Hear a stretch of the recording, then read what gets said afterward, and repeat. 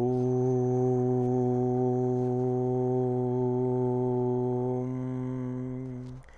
ಶ್ರೀ ಗುರುಭ್ಯೋ ನಮಃ. ಹರಿ ಓಂ. ಗುರುಬ್ರಹ್ಮ ಗುರುವಿಷ್ಣು ಗುರುದೇವೋ ಮಹೇಶ್ವರಃ.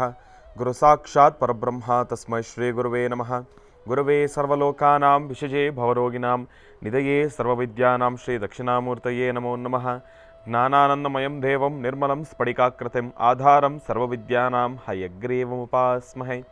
ರಾಮಾಯ ರಾಮಭದ್ರಾಯ ರಾಮಚಂದ್ರಾಯ ವೇದಸೇ ರಘುನಾಥಾಯ ನಾಥಾಯ ಸೀತಾಯ ಪತಯೇ ನಮಃ. ಜಗತಪಿತರಂ ವಂದೇ ಪಾರ್ವತಿ ಪರಮೇಶ್ವರೌ. ಪ್ರತಿನಿತ್ಯದ ಕಾರ್ಯಕ್ರಮದಂತೆ ಮೊದಲನೇದಾಗಿ ನನ್ನ ಅಜ್ಜಿ ತಾತರವರನ್ನು ಸಂಪೂರ್ಣವಾಗಿ ಶ್ರದ್ಧಾಭಕ್ತಿಯಿಂದ ಪ್ರಾರ್ಥನೆಯನ್ನು ಮಾಡ್ತಾ, ನನ್ನ ಗುರುಸ್ಥಾನದಲ್ಲಿರ್ತಕ್ಕಂಥ ನನ್ನ ತಂದೆಯವರಾಗಿರ್ತಕ್ಕಂಥ ಆನಂದ್ ಗುರುಜಿರವರ ಪಾದರವಿಂದಗಳಿಗೆ ನಮಸ್ಕಾರವನ್ನು ಮಾಡ್ತಾ, ಮತ್ತು ನನ್ನ ಮಾತೃಶ್ರೀಯವರನ್ನು ಕೂಡ ಸಂಪೂರ್ಣವಾಗಿ ಶ್ರದ್ಧಾಭಕ್ತಿಯಿಂದ ಪ್ರಾರ್ಥನೆಯನ್ನು ಮಾಡ್ತಾ, ಬಹಳ ವಿಶೇಷವಾಗಿ ಭಾದ್ರಪದ ಮಾಸ ಶುಕ್ರವಾರ ತಾಯಿ ಮಹಾಲಕ್ಷ್ಮಿಯನ್ನು ಸಂಪೂರ್ಣವಾಗಿ ಶ್ರದ್ಧಾಭಕ್ತಿಯಿಂದ ಪ್ರಾರ್ಥನೆಯನ್ನು ಮಾಡ್ತಾ, ನಮ್ಮ ಈ ಮಹರ್ಷಿವಾಣಿ ನೇರ ಪ್ರಸಾರದ ಕಾರ್ಯಕ್ರಮವನ್ನು ಬಹಳ ಪ್ರೀತಿಯಿಂದ ಪ್ರಾರಂಭವನ್ನು ಮಾಡೋಣ. ತಮ್ಮೆಲ್ಲರಿಗೂ ಕೂಡ ಆತ್ಮೀಯವಾಗಿರ್ತಕ್ಕಂಥ ಸ್ವಾಗತ ಸುಸ್ವಾಗತ.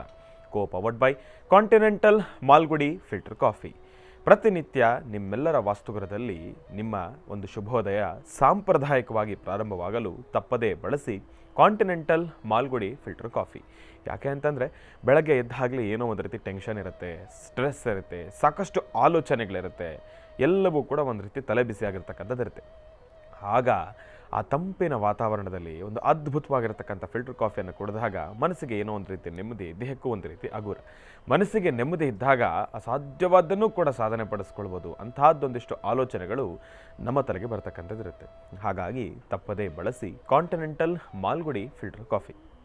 Special partners cycle pure agarbatti. ಪ್ರತಿನಿತ್ಯ ನಿಮ್ಮೆಲ್ಲರ ವಾಸ್ತುಗೃಹದ ಪೂಜಾಗೃಹದಲ್ಲಿ ಬೆಳಗಲಿ ಸೈಕಲ್ ಪ್ಯೂರ್ ಅಗರಬತ್ತಿ. ಮತ್ತು ಅಮೃತಬಿಂದು. ಹೊಟ್ಟೆ ಉರಿ, ಗ್ಯಾಸ್ಟ್ರಿಕ್ಕು, ಅಸಿಡಿಟಿ, ಅಲ್ಸರು, ಹೊಟ್ಟೆಗೆ ಸಂಬಂಧಪಟ್ಟಿರ್ತಕ್ಕಂಥ ಏನೊಂದು ಸಮಸ್ಯೆ ಆದ್ರೂ ಕೂಡ ರಾಮಬಾಣದಂತೆ ಕೆಲಸ ಮಾಡುತ್ತೆ ಅಮೃತಬಿಂದು.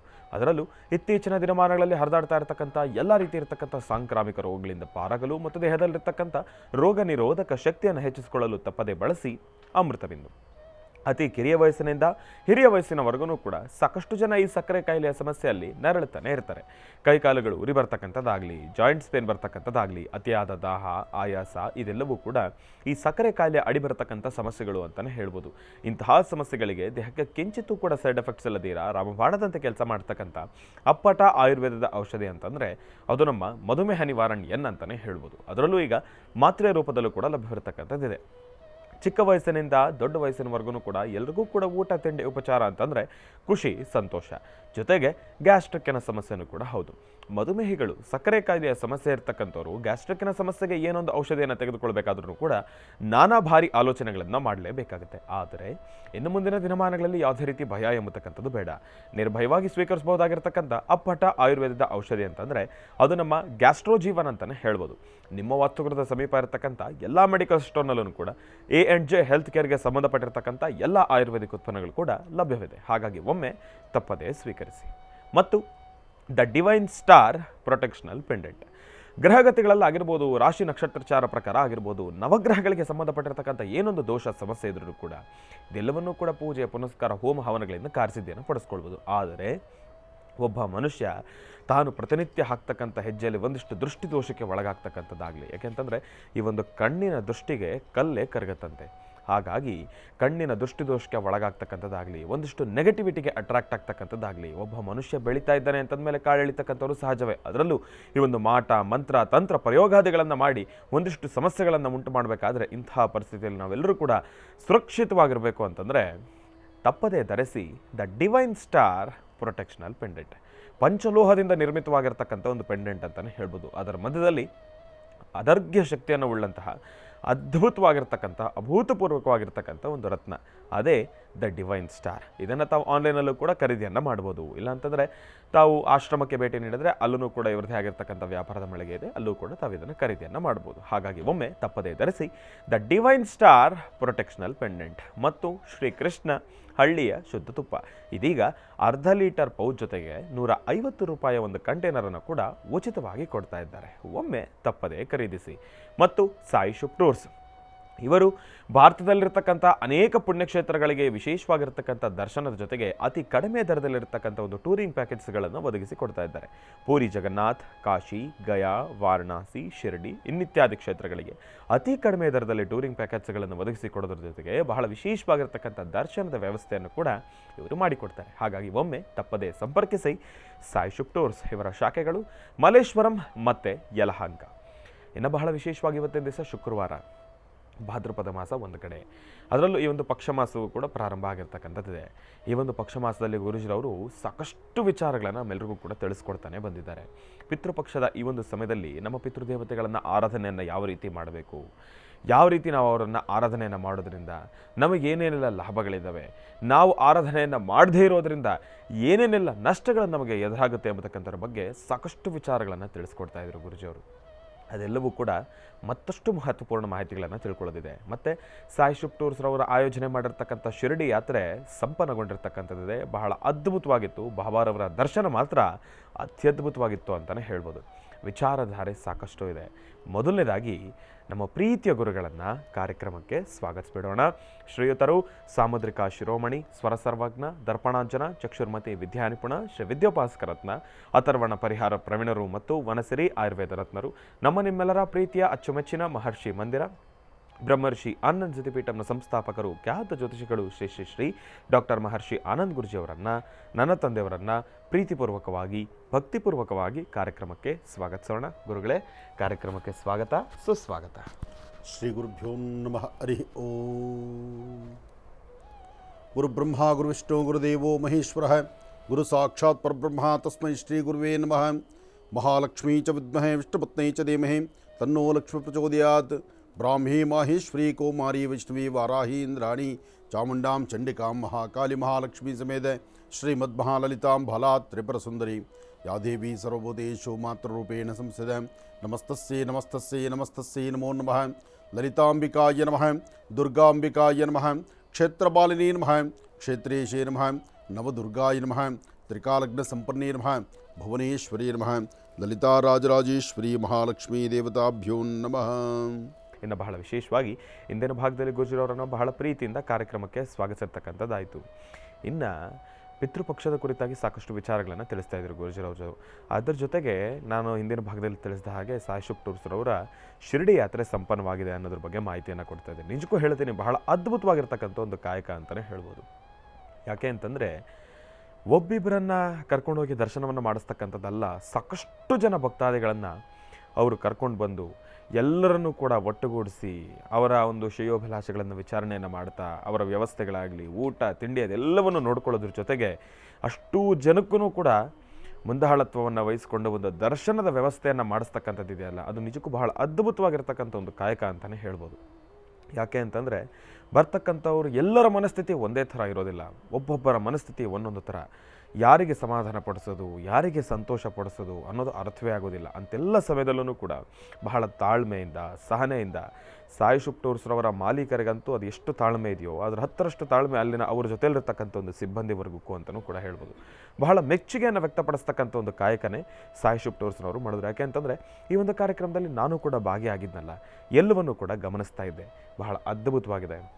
ಸಾಯಿ ಶುಭ್ ಟೂರ್ಸ್ರವರ ಈ ಒಂದು ಕಾಯಕ ಬಹಳ ಅದ್ಭುತವಾಗಿರೋ ಕಾರಣದಿಂದ ಬಾಬಾರವರ ಸಂಪೂರ್ಣ ಕೃಪಾಶೀರ್ವಾದ ಸದಾಕಾಲ ಅವರ ಕುಟುಂಬಕ್ಕೆ ಮತ್ತು ಸಾಯಿ ಶುಭ್ ಟೂರ್ಸ್ನ ಆ ಒಂದು ಕಂಪನಿಗೆ ಇರಲಿ ಅಂತ ಹೇಳಿ ನಾನು ಕೂಡ ಬಾಬಾರವರಲ್ಲಿ ಪ್ರಾರ್ಥನೆಯನ್ನು ಮಾಡ್ತೀನಿ. ಪೂಜಾನುಷ್ಠಾನವನ್ನು ಕೂಡ ಬಹಳ ಅದ್ಭುತವಾಗಿ ಆಯೋಜನೆಯನ್ನು ಮಾಡಿದರು. ಎಲ್ಲವೂ ಕೂಡ ಬಹಳ ವಿಶೇಷವಾಗಿ ನೆರವೇರಿತು. ಓಂ ಸಾಯಿರಾಮ್.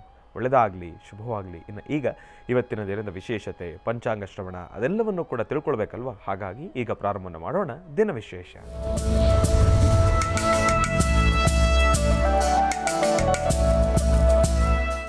ಗುರುಗಳೇ, ಇವತ್ತಿನ ದಿನದ ವಿಶೇಷತೆ ಹಾಗೂ ಪಂಚಾಂಗ ಶ್ರವಣ. ಖಂಡಿತ. ಶ್ರೀ ಕ್ರೋಧನಾಮ ಸಂವತ್ಸರಿ ದಕ್ಷಿಣಾಯನಿ ವರ್ಷ ಋತು ಭಾದ್ರಪದ ಮಾಸ ಕೃಷ್ಣ ಪಕ್ಷ. ಭಾದ್ರಪದ ಮಾಸ ಕೃಷ್ಣ ಪಕ್ಷ, ಇದು ಪಕ್ಷ ಮಾಸ. ಮಹಾಲಯ ಪಕ್ಷಗಳು ನಡೀತಾ ಇದೆ. ಇಂತಹ ಪಕ್ಷ ಮಾಸದಲ್ಲಿ ಇವತ್ತಿನ ದಿವಸ 20 ಸೆಪ್ಟೆಂಬರ್ 2024 ಬಹಳ ವಿಶೇಷವಾಗಿರ್ತಕ್ಕಂಥ ದಿನ, ಶುಕ್ರವಾರ, ತೃತೀಯ. ಇವತ್ತಿನ ಜನ್ಮನಕ್ಷತ್ರ, ಇವತ್ತಿನ ನಕ್ಷತ್ರ ಸಹಿತ ರೇವತಿಯ ಮಹಾನಕ್ಷತ್ರವಾಗಿದ್ದು, ಈ ಒಂದು ಪಕ್ಷ ಮಾಸದಲ್ಲಿ ಆಚರಿಸಬಹುದಾದಂಥ ಕೆಲವು ನಿಯಮಗಳನ್ನು ಆಚರಿಸಲೇಬೇಕು. ನಮ್ಮನ್ನು ಅಗಲಿರ್ತಕ್ಕಂತಹ ಪಿತೃದೇವತೆಗಳಿಗೆ ತಿಲತರ್ಪಣವನ್ನು, ಪಿಂಡ ಪ್ರದಾನವನ್ನು ಅಥವಾ ಶ್ರಾದ್ದ ಕರ್ಮಾದಿಗಳನ್ನು ಮಾಡಲಿಕ್ಕೆ ಬಹಳ ಯೋಗ್ಯವಾದಂತಹ ವಿಶೇಷವಾದಂಥ ದಿನ. ಈ ಪಕ್ಷಮಾಸ ಬಂದರೆ ಎಲ್ಲ ದೇವರುಗಳನ್ನು ನಾವು ಯಾವುದೇ ದೇವ್ರ ಪೂಜೆ ಮಾಡ್ಬೋದು, ಆದರೆ ದೇವರ ಪೂಜೆಗಿನ್ನ ಪಿತೃದೇವತೆಗಳ ಆರಾಧನೆ ಅಂತ ಭಾಳ ವಿಶೇಷವಾಗಿ ಹೇಳ್ತಾರೆ. ಇದು ಈ ಪಕ್ಷಮಾಸದಲ್ಲಿ ಬರ್ತಕ್ಕಂಥ 15 ದಿನ ಸಹಿತ ಮನೆಗಳಲ್ಲಿ ಅಗಲಿರ್ತಕ್ಕಂಥ ಪಿತೃದೇವತೆಗಳಿಗೆ ಪ್ರತಿನಿತ್ಯ ಒಂದಷ್ಟು ನೀರು, ಆಹಾರ ಜೊತೆಗೆ ತಿಲತರ್ಪಣ ಇದನ್ನು ಕೊಡುವಂಥದ್ದು, ಇದರಿಂದ ಅವ್ರನ್ನ ತೃಪ್ತಿಪಡಿಸುವಂಥದ್ದು. ಈ ತೃಪ್ತಿಪಡಿಸುವಂಥ ಕಾಯಕವನ್ನು ಶ್ರದ್ಧೆಯಿಂದ ಮಾಡಿದ್ರೆ ಅದರ ಫಲಾಫಲಗಳು ಸಾಕಷ್ಟು ಇದೆ ಎಂಬತಕ್ಕಂಥದ್ದು ಧರ್ಮಶಾಸ್ತ್ರ ಸಾರಿ ಸಾರಿ ಹೇಳುತ್ತೆ. ಹಾಗೆ ಹಿಂದೆ ಕರ್ಣ ನಿಮಗೆ ಗೊತ್ತೇ ಇದೆ. ದಾನ ಮಾಡೋದರಲ್ಲಿ ಕರ್ಣನ ಮೀರಿಸಿದವರು ಮತ್ತೊಬ್ಬರಿಲ್ಲ, ದಾನವೀರ ಕರ್ಣ ಅಂತಲೇ ಹೆಸರು.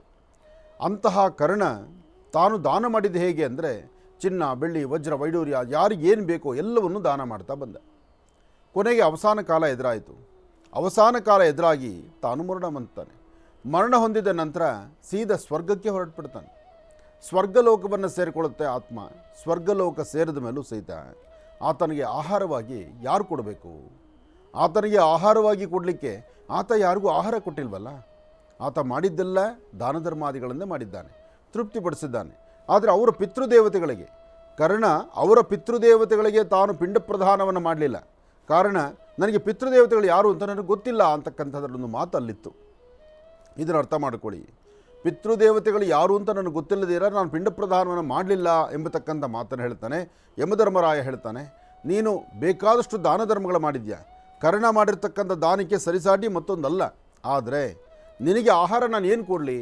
ನೀನು ದಾನ ಮಾಡಿರ್ತಕ್ಕಂಥದ್ದು ಚಿನ್ನ, ಬೆಳ್ಳಿ, ವಜ್ರ, ವೈಡೂರ್ಯ ಇದನ್ನೇ ದಾನ ಮಾಡಿದ್ಯಾ. ನೀನು ಬೇಕಾದಷ್ಟು ಭೂಮಿ ದಾನ ಮಾಡಿದ್ಯಾ, ವಸ್ತ್ರಗಳು ದಾನ ಮಾಡಿದ್ಯಾ, ಯಾರ ಕಷ್ಟ ಅಂದರೂ ಅವ್ರ ಕಷ್ಟಕ್ಕೆ ನೀನು ಸ್ಪಂದಿಸಿದ್ಯಾ, ಎಲ್ಲ ಸರಿ. ಆದರೆ ನೀನು ಪಿತೃದೇವತೆಗಳ ಋಣ ಹರಿಸ್ಕೊಳ್ಳಿಲ್ವಲ್ಲ, ನಿನ್ನ ಪಿತೃದೇವತೆಗಳಿಗೆ ನೀನು ಪಿಂಡ ಪ್ರದಾನ ಮಾಡಲಿಲ್ವಲ್ಲ. ಹಾಗಾಗಿ ನಿನಗಿಲ್ಲಿ ಆಹಾರ ಅಂತಕ್ಕಂಥದ್ದು ಇಲ್ವಲ್ಲ.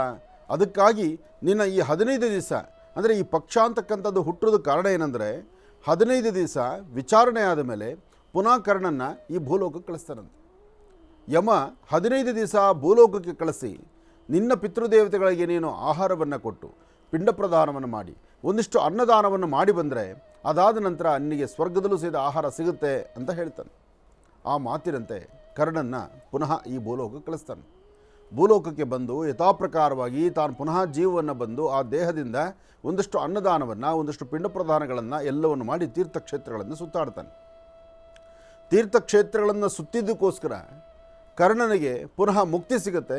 ವಿಷ್ಣು ಸಾನ್ನಿಧ್ಯದಲ್ಲಿ ಒಂದು ಪವಿತ್ರವಾದಂಥ ಒಂದು ಸಾನ್ನಿಧ್ಯ ಆಗುತ್ತೆ. ಆಗ ಆಹಾರಕ್ಕೆ ದಾರಿಯಾಗತ್ತೆ. ಇದನ್ನು ಅರ್ಥ ಮಾಡ್ಕೊಳ್ಳಿ. ಯಾಕೆ ವಿಚಾರ ಹೇಳಿದೆ ಅಂದರೆ, ನಾವು ಎಲ್ಲ ದಾನಗಳನ್ನು ಮಾಡ್ಬೋದು, ಆದರೆ ಪಿತೃದೇವತೆಗಳನ್ನು ಮನಸ್ಸಲ್ಲಿ ಪ್ರಾರ್ಥನೆ ಮಾಡ್ತಿದ್ರೆ, ನಮ್ಮಪ್ಪ ನನಗೇನು ಮಾಡಿಲ್ಲ, ನನ್ನ ಅಪ್ಪನಿಗಂತೂ ತನ್ನೂ ಹಾಕಲ್ಲ, ಅಥವಾ ನಮ್ಮ ಅಪ್ಪನ ನಾನು ಒಂದು ಪಿಂಡ ಪ್ರದಾನ ಮಾಡಿಲ್ಲ ಅಂತ ನಾನು ಮಾತಾಡಿದ್ದಾದರೆ ನಾನು ಮೂರ್ಖನಾಗ್ತೀನಿ. ಇದನ್ನು ಅರ್ಥ ಮಾಡ್ಕೊಳ್ಬೇಕು. ಅಪ್ಪನಿಗೋ, ತಾತನಿಗೋ, ಮುತ್ತಾತನಿಗೋ, ಅಪ್ಪ, ತಾತ, ಮುತ್ತಾತ ಈ 3 ತಲೆಮಾರು ಇಲ್ಲಿ ಬರುತ್ತೆ. ಈ 3 ತಲೆಮಾರಲ್ಲಿ 3 ಪಿಂಡಗಳನ್ನು ಇಡೋದು ಪದ್ಧತಿ ಇದೆ, ಅದು ಶ್ರಾದ್ದದಲ್ಲಿ. ಆದರೆ ಪಕ್ಷಮಾಸದಲ್ಲಿ ನಮ್ಮನ್ನು ಅಗಲಿರ್ತಕ್ಕಂಥ ಎಲ್ಲ ಪಿತೃದೇವತೆಗಳಿಗೂ ಯಾರೇ ಒಬ್ಬ ಸ್ನೇಹಿತರು ಮರಣ ಹೊಂದಿದ್ರು, ಯಾರೋ ಒಬ್ಬರು ಕುಟುಂಬದಲ್ಲಿ ಅಕಾಲ ಮೃತ್ಯುವಾಗಿದ್ದರು, ಯಾರೋ ವಿಷಪ್ರಾಶನ ಮಾಡಿಕೊಂಡಿದ್ರು, ಅಥವಾ ಯಾರೋ ಅಗ್ನಿ ಆಹುತಿ ಆಗಿದ್ದರು, ಅಥವಾ ಹುಟ್ಟಿರ್ತಕ್ಕಂಥ ಮಕ್ಕಳು ಒಂದಿಷ್ಟು ಕಾಲ ಆದಮೇಲೆ ಅದು ಮರಣ ಹೊಂದಿದ್ರು ಸಹಿತ, ಮಕ್ಕಳಿಂದ ವೃದ್ಧರವರೆಗೂ ಯಾರೇ ಸತ್ತಿದ್ರು, ಅವರಿಗೆ ಅವರು ಯಾವ ಸಂಬಂಧಗಳಲ್ಲಿ ದೂರದ ಸಂಬಂಧ ಆಗಿದ್ದರು, ನೀವು ಸಾಕಿರ್ತಕ್ಕಂಥ ಪ್ರಾಣಿ ಪಕ್ಷಿಗಳು ಸತ್ತಿದ್ರು, ಅಥವಾ ಜಲಚರಗಳು ಹೋಗಿದ್ರು, ದನಕರುಗಳು ಸತ್ತಿದ್ರು, ಎಲ್ಲದರ ಬಗ್ಗೆ ಅದಕ್ಕಿಂತ ಮುಖ್ಯವಾಗಿ ಮಾರ್ಜಾಲ ಅಂತ ಹೇಳ್ತಾನೆ. ಅಂದರೆ ಮಾರ್ಜಾಲ ಅಂದರೆ ಬೆಕ್ಕು, ನಿಮ್ಮ ಪ್ರಾಂತ್ಯದಲ್ಲಿ ಬೆಕ್ಕು ಸತ್ತಿದ್ರು, ಅಲ್ಲೂ ಸಹಿತ ನೀವು ಇದಕ್ಕೆ ಪಿಂಡ ಪ್ರದಾನ ಇದೆ. ಅಂದರೆ ಆ ಹೆಸರು ಹೇಳಿಕೊಂಡು ಒಂದಷ್ಟು ಜನಕ್ಕೆ ಆಹಾರ ಕೊಡಬೇಕು. ಎಲ್ಲೋ ಒಂದು ಕಡೆ ಸರ್ಪ, ನೀವು ಮಾರ್ಗ ಮಧ್ಯದಲ್ಲಿ ಸತ್ತಿರ್ತಕ್ಕಂಥದ್ದನ್ನು ನೋಡಿರ್ತೀರಿ, ಅಥವಾ ನಿಮ್ಮ ಕೈ ನಿಮ್ಗೆ ಗೊತ್ತಿರೋ ನೀವು ಆ ತಪ್ಪು ಮಾಡಿರ್ತೀರಿ, ಅಥವಾ ಮಾರ್ಗದಲ್ಲಿ ನಡಿಬೇಕಾದ್ರೆ ವೆಹಿಕಲ್ ಸಿಕ್ಬಿಟ್ಟಿರುತ್ತೆ, ಅದರ ದೋಷ ನಮ್ಮ ಹಿಂದೆ ಸುತ್ತಾ ಇರುತ್ತೆ. ಅದಕ್ಕಾಗಿ ಈ ಪಕ್ಷ ಮಾಸದಲ್ಲಿ ಎಲ್ಲಕ್ಕೂ, ಎಲ್ಲ ಜೀವರಾಶಿಗಳಿಗೂ ಈ ಒಂದು ಪಿಂಡ ಪ್ರದಾನದ ಬಗ್ಗೆ ಮಾಹಿತಿ ಕೊಟ್ಟಿದ್ದಾರೆ. ಅದಕ್ಕೆ ಅದನ್ನು ಧರ್ಮಪಿಂಡ ಅಂತ ಹೇಳ್ತಾರೆ. ಧರ್ಮಪಿಂಡವಾಗಾದರೂ ಮಾಡಬೇಕು. ನಮಗೆ ಪಿಂಡ ಇಡೋದು ಗೊತ್ತಿಲ್ಲ, ನಮ್ಮ ಪಿಂಡ ಹಿಡಿಸುವಂಥದ್ದು ಗೊತ್ತಿಲ್ಲ. ಅಂತಹದ್ರಲ್ಲಿ ನಾವೇನು ಮಾಡಬೇಕು? ನಾವು ಮಾಡುವಂಥದ್ದು ಬರೀ ತಿಲತರ್ಪಣ ಮಾತ್ರ, ಅಥವಾ ತಿಲತರ್ಪಣವೂ ನಮಗೆ ಗೊತ್ತಿಲ್ಲ. ಅಥವಾ ನಾವೇನು ಮಾಡಬೇಕು ಅಂದರೆ 3 ಅಥವಾ 5 ಬಾಳೆ ಎಲೆಯನ್ನು ಹಾಕಿ ಅದರಲ್ಲೊಂದಷ್ಟು ತರಕಾರಿಗಳನ್ನು, ಅಕ್ಕಿ ಬೇಳೆಯನ್ನು, ಒಂದಷ್ಟು ಹುಣಸೆ ಹಣ್ಣನ್ನು, ನಿಮ್ಮ ಮನೆಗೆ ನೀವು ಏನು ಪದಾರ್ಥ ಆಹಾರವಾಗಿ ತೊಗೊಳ್ತೀರೋ ಅದರ ಧಾನ್ಯಗಳನ್ನು, ಆಹಾರ ಅಲ್ಲ ಧಾನ್ಯಗಳನ್ನು, ಧಾನ್ಯ ಪದಾರ್ಥಗಳನ್ನು ಇಟ್ಟು ನಿಮ್ಮ ಪ್ರಾಂತ್ಯದಲ್ಲಿರ್ತಕ್ಕಂತಹ ನಿಮ್ಮ ಗ್ರಾಮ ದೇವತೆಗೆ, ನಿಮ್ಮ ಊರಲ್ಲಿ ಒಬ್ಬ ಬ್ರಾಹ್ಮಣ ಇದ್ದರೆ ಬ್ರಾಹ್ಮಣನಿಗೆ, ಅಥವಾ ನಿಮಗೆ ಒಬ್ಬ ದಾಸಪ್ಪನ ಕೊಡಬೇಕು ಅಂದರೆ ದಾಸಪ್ಪನಿಗೆ, ಅಥವಾ ಯಾರೋ ಒಬ್ಬರಿಗೆ, ನಿಮಗೆ ಯಾರು ಹಿಂದಿನಿಂದ ನಿಮ್ಮ ಪದ್ಧತಿ ಇದೆಯಲ್ಲ, ನಿಮ್ಮ ಪದ್ಧತಿಯನ್ನು ಬದಲಾಯಿಸ್ಕೊಂಡು ಬನ್ನಿ ಅಂತ ನಾನು ಹೇಳೋದಿಲ್ಲ. ನಿಮ್ಮ ಪದ್ಧತಿ ಏನಿದೆಯೋ ಅದನ್ನು ನೀವು ಮಾಡಿ. ಆದರೆ ಅದರ ಜೊತೆಗೆ ಪಿತೃದೇವತೆಗಳನ್ನು ಮನಸ್ಸಲ್ಲಿ ಪ್ರಾರ್ಥನೆ ಮಾಡಿ. ಹಾಗೆ ಯಾರು ಪಿತೃಕಾರ್ಯವನ್ನು ಮಾಡ್ತಿರಲ್ಲ, ಸಾಧ್ಯವಾದಷ್ಟು ಪಿತೃಕಾರ್ಯ ಮಾಡ್ತಕ್ಕಂಥ ಕರ್ತೃ ಅಂದರೆ ಯಾರು? ಮಗನಿಗಷ್ಟೇ ಅರ್ಹತೆ ಇರತಕ್ಕಂಥದ್ದು ಅಂತ ಶಾಸ್ತ್ರ ಹೇಳುತ್ತೆ. ಆದರೆ ಇಲ್ಲಿ ಮಗಳಿದ್ರೆ ಏನು ಮಾಡಬೇಕು ಎಂಬತಕ್ಕಂಥ ಚಿಂತನೆಯೂ ಬರುತ್ತೆ. ಮಗ ಆಗಲಿ ಮಗಳಾಗಲಿ, ನೀವು ಮಧ್ಯಾಹ್ನ 12 ಗಂಟೆ ಅಭಿಜಿನ್ ಲಗ್ನ ಆಗುವ ತನಕ ಇದ್ದು ಅಲ್ಲಿವರೆಗೂ ಉಪವಾಸ ಇದ್ದು ಅದಾದ ಮೇಲೆ ಮಾಡೋದು ಶ್ರಾದ್ದ ಕರ್ಮಾದಿಗಳು, ಪಕ್ಷಮಾಸ, ತಿಲತರ್ಪಣ ಅಥವಾ ಪಿಂಡ ಪ್ರದಾನ ಅಥವಾ ಎಡೆಗಳಿಗೆ ಪೂಜೆ ಮಾಡ್ತಕ್ಕಂಥದ್ದು, ಹಿರಿಯರಿಗೆ ನಮಸ್ಕಾರ ಮಾಡ್ತಕ್ಕಂಥದ್ದು, ಹಿರಿಯರಿಗೆ ಧೂಪ ಹಾಕುವಂಥದ್ದು, ಇಂಥದ್ದೆಲ್ಲ ಮಧ್ಯಾಹ್ನದ ನಂತರ. ಹಾಗಾಗಿ ಈ ಪಕ್ಷಮಾಸವನ್ನು ಯಾರೂ ಮರಿಬೇಡಿ. 15 ದಿವಸದ ಈ ಪಕ್ಷಮಾಸದಲ್ಲಿ ಅಂತಹ ಅದ್ಭುತವಾದಂತಹ ಒಂದು ಶಕ್ತಿ ಇದೆ. ಇದನ್ನು ಮಾಡಿ ವಂಶವನ್ನು ಉದ್ಧಾರ ಮಾಡ್ಕೊಳ್ಳಿ. ಮನೆಯಲ್ಲಿರ್ತಕ್ಕಂಥ ಕರ್ಮಗಳನ್ನು ದೂರ ಮಾಡ್ಕೊಳ್ಳಿ. ಗೊತ್ತಿದ್ದೋ ಗೊತ್ತಿಲ್ಲದಿರೋ ಆಗ್ತಿರ್ತಕ್ಕಂಥ ಪ್ರಾರಬ್ಧ ಕರ್ಮದಿಂದ ಸಾಕಷ್ಟು ನೋವು ಅನುಭವಿಸ್ತಾ ಇದ್ದೀರಿ. ಆ ನೋವಿನಿಂದ ಬೇಗ ಹೊರಗಡೆ ಬನ್ನಿ. ಒಳ್ಳೆಯದಾಗಲಿ, ಶುಭವಾಗಲಿ. ಇನ್ನು ಬಹಳ ವಿಶೇಷವಾಗಿ ಇಂದಿನ ಭಾಗದಲ್ಲಿ ಗುರುಜರು ಅವರು ಪಕ್ಷಮಾಸದ ಕುರಿತಾಗಿ ಸಾಕಷ್ಟು ಮಹತ್ವಪೂರ್ಣ ಮಾಹಿತಿಯನ್ನು ತಿಳಿಸ್ಕೊಡ್ತಾ ಇದ್ರು. ಅದರ ಜೊತೆಗೆ ಇನ್ನು ಇವತ್ತಿನ ದಿನದ ರಾಶಿ ಫಲಗಳನ್ನು ಕೂಡ ತಿಳ್ಕೊಳ್ತಕ್ಕಂಥ ಸಮಯ ಅಲ್ವಾ? ಹಾಗಾಗಿ ಗುರುಗಳೇ, ಇವತ್ತಿನ ದಿನದ ರಾಶಿ ಫಲ. ಖಂಡಿತ ಇವತ್ತು ರಾಶಿಫಲ ತಿಳ್ಕೊಳ್ಬೇಕು. ನಾಳೆ ಬೆಳಗ್ಗೆದ್ದರೆ ಶನಿವಾರ ಬಹಳ ಅರ್ಥಪೂರ್ಣವಾಗಿರ್ತಕ್ಕಂಥ ಗುಡ್ಡೆಟ್ಟು ಮಹಾಗಣಪತಿ. ಹೆಸರೆಷ್ಟು ಚೆನ್ನಾಗಿದೆ ನೋಡಿ. ಗುಡ್ಡೆಟ್ಟು ಮಹಾಗಣಪತಿ ಅಂದರೆ ಆಯುರ್ಕೂಡ ಸೇವೆ ಅಲ್ಲಿ ಬಹಳ ವಿಶೇಷವಾಗಿರ್ತಕ್ಕಂಥದ್ದು. 1008 ಬಿಂದಿಗೆ ನೀರು. ಆ ಸ್ವಾಮಿಗೆ 1008 ಬಿಂದಿಗೆಗಳ ನೀರಲ್ಲೇ ಅಭಿಷೇಕ ಜಾಸ್ತಿ. ದೇವರಿಗೆ ಫಲ ಪಂಚಾಮೃತ ಅಭಿಷೇಕ. ದೇವರನ್ನ ಹಾಲು ಮೊಸರಲ್ಲಿ ತೃಪ್ತಿಪಡಿಸ್ತಕ್ಕಂಥದ್ದಲ್ಲ. ಅಲ್ಲಿರ್ತಕ್ಕಂತಹ ಉದ್ಭವ ಮೂರ್ತಿ ಗಣಪತಿ, ಆ ಉದ್ಭವ ಮೂರ್ತಿ ಗಣಪತಿಗೆ ಜೇನುತುಪ್ಪ, ಸ್ವಾಮಿಗೆ ಆಯುರ್ಕೊಡ ಅಂದರೆ 1008 ಕೊಡಗಳ ನೀರನ್ನು ಸ್ವಾಮಿಗೆ ಅಭಿಷೇಕ ನಡೆಯುತ್ತೆ. ಒಂದು ದಿನಕ್ಕೆ 1 ಅಥವಾ 2 ಸೇವೆಗಳ ಮಾತ್ರ ಮಾಡಲಿಕ್ಕೆ ಅವಕಾಶ ಸಿಗುತ್ತೆ. ಏನು 1008 ಕೊಡ ನೀರು ಬಾವಿಯಿಂದ ಎತ್ತೋದು ಅಂದರೆ ಏನು ಸಾಮಾನ್ಯವ? ಅದು ಸೇದೋದಲ್ಲ. ಒಳಗಡೆ ಅಲ್ಲಿ ಅರ್ಚಕರು ನಿಂತುಕೊಂಡು ಅದು ಎಲ್ಲ ಒದ್ದೆ ಬಟ್ಟೆಗಳು ಮಡಿಯಲ್ಲಿರಬೇಕು. ಆ ಸೇವೆ ಮಾಡಲಿಕ್ಕೆ ಒಂದಷ್ಟು ಜನ ಸೇವೆ ಮಾಡುವಂಥವ್ರು ಅಲ್ಲಿರ್ತಾರೆ. ಹಾಗೆ ಆಯುರ್ಕೊಡ ಸೇವೆ ಬೇಕು ಅಂದರೆ ಇವತ್ತು ನೀವು ಹೋದ ತಕ್ಷಣ ಮಾಡಿಸ್ಲಿಕ್ಕೆ ಆಗೋದಿಲ್ಲ.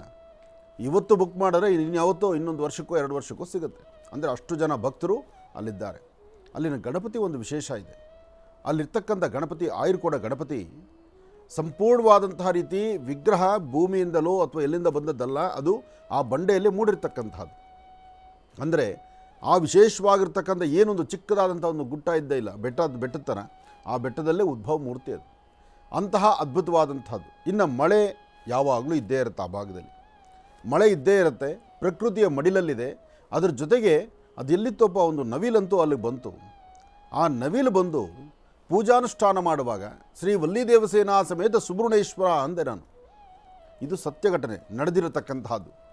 ಸುಬ್ರಹ್ಮಣ್ಯೇಶ್ವರನ ಪ್ರಾರ್ಥನೆ ಮಾಡುವಾಗ ಒಂದು ತೆಂಗಿನ ಮರದ ಮೇಲೆ ಒಂದು ಬೃಹತ್ ಬೆಟ್ಟದ ಒಂದು ನವಿಲು ಅದು ಕೂಗಕ್ಕೆ ಶುರುವಾಯಿತು. ಆ ತೆಂಗಿನ ಮರವನ್ನು ಹತ್ತಿರ್ತಕ್ಕಂಥ ನವಿಲು, ತೆಂಗಿನ ಮರದಲ್ಲಿ ಬಂದು ಕೂತಿರೋ ನವಿಲನ್ನ ನಾವ್ಯಾರೂ ನೋಡಿಲ್ಲ.